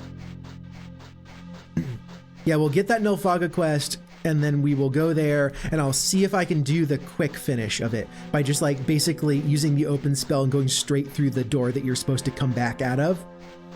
If so, I'll be very happy. I'll be kind of screwing myself out of some combat experience and some stat ups, but Shadungeon is a place you have to come back to anyway, okay?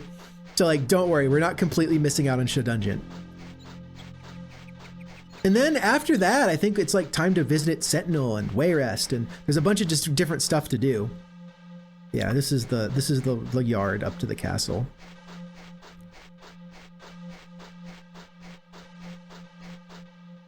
Let's get some free jumping in, even if it costs stamina.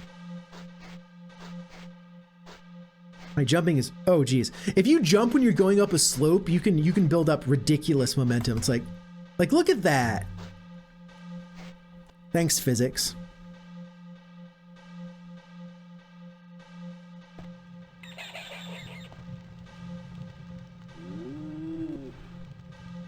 It sure does work. Interesting. That's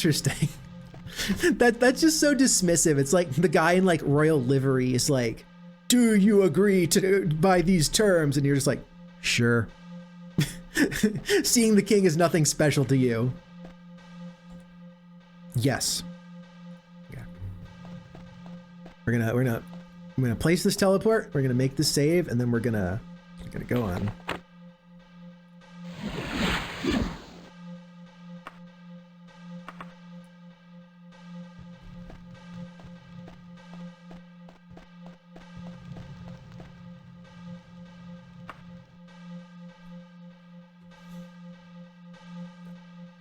Into Shadungeon, the first big area that is also a intelligently planned quest that I will be skipping over as much as I possibly can. So let's Shadungeon.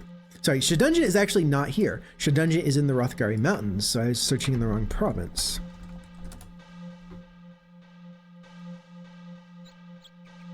I do wish to. We're camping out to save money because I'm cheap. 47 days later. I guess a green haze also indicates a lab as well. That would make sense.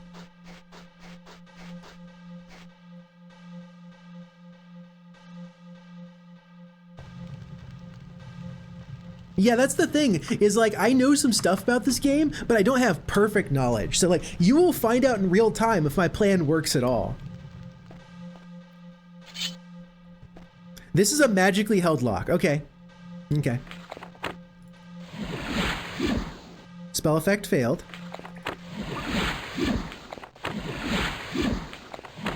Yeah, okay, so they deliberately made this door very, very strong in a way that you probably do not have the the magic to get around it. Okay. Command me and entry shall be yours. This is the password you basically get. That every time you come back here, you can go through this secret entrance and you don't have to do the whole dungeon. Unfortunately, we don't know the password yet, so it's dungeon crawling time.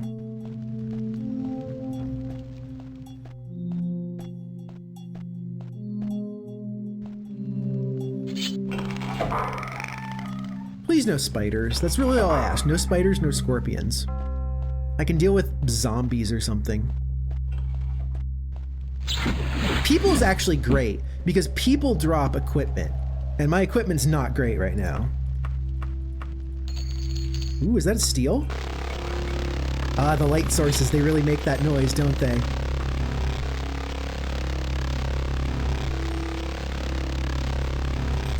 Really? So it might still work? Let me see.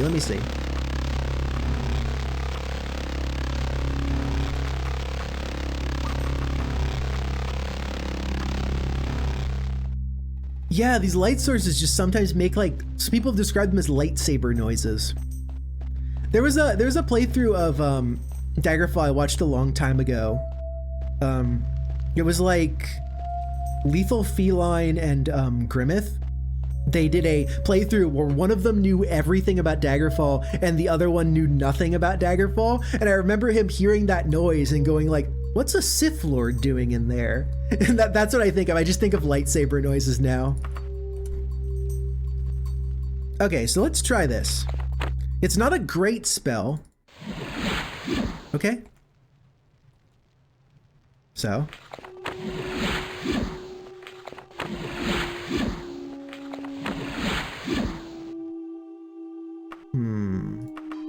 So this could imply that it's like, it's not a complete failure, but it does actually have a chance of working. Be really funny if it just worked, but.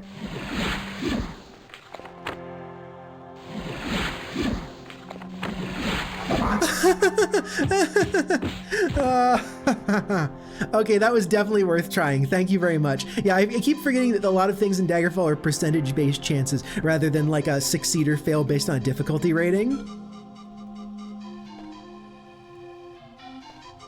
Jesus Christ, you just have like a statue of an ancient lich?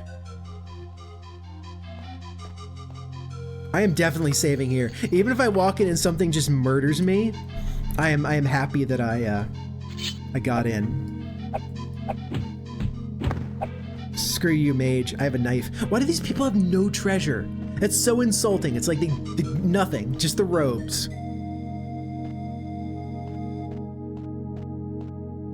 Oh man, this architecture looks awesome, actually. Oh really? I didn't know that playthrough was super well known. I don't know if I even watched all of it. I just know I watched it and I was like, this is a very entertaining dynamic. And then many, many years later, here I am, I guess. I had the mid-step where I was like, no, in order to play this game for the internet, I must be a gigantic mantis. I don't know where that came from, but you know. I think that Nilfgaard is just in here and I need to not walk too much through the dungeon. Oh, there you are. Hi, Nilfgaard. Jesus. Hi.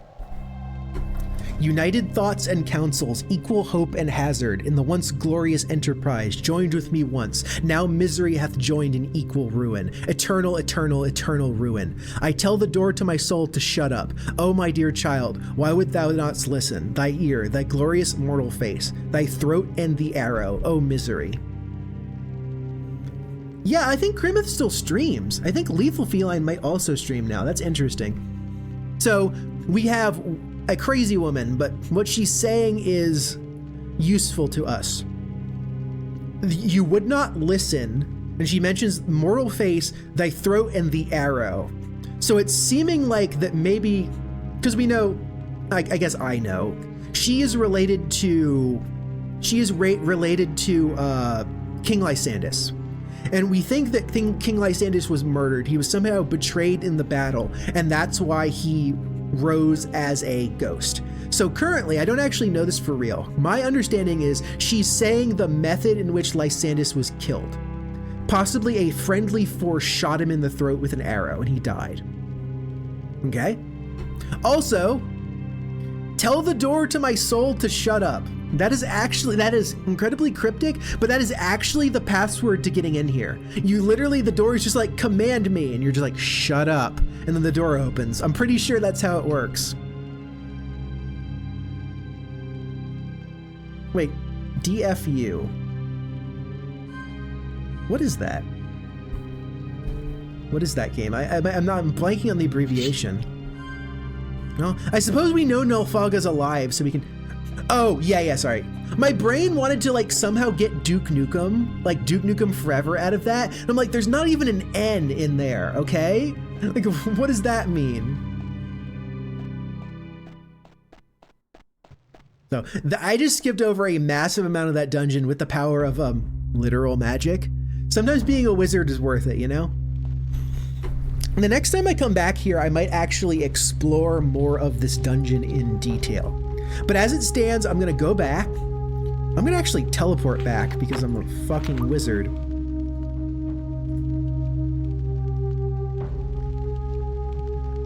And I'm gonna tell her that Nulfaga's okay. And then probably we'll just go to my ending screen. Well, not directly to my ending screen. I'll show off my YouTube VOD channels. Like if, for instance, if people wanted to watch the rest of this and they don't like watching the highlights on Twitch, I do actually have a VOD channel. I also have a Twitter where I post weekly schedules. I'll just show that off, but... Okay, here's your priest robes. We got a magic item. Okay, this could have a passive ability on it, but also this could have an active ability on it. So I'm gonna get those identified before I use them, but this is pretty useful. Like, it's far more useful than 170 gold is. Like, what if this has a healing spell on it? I could just use it to heal until it breaks. There's a lot of potentially very good magic items. And then there's also magic items that just cast light. So like, yeah, it's a mixed bag. So, gonna just save my game. Everything's good.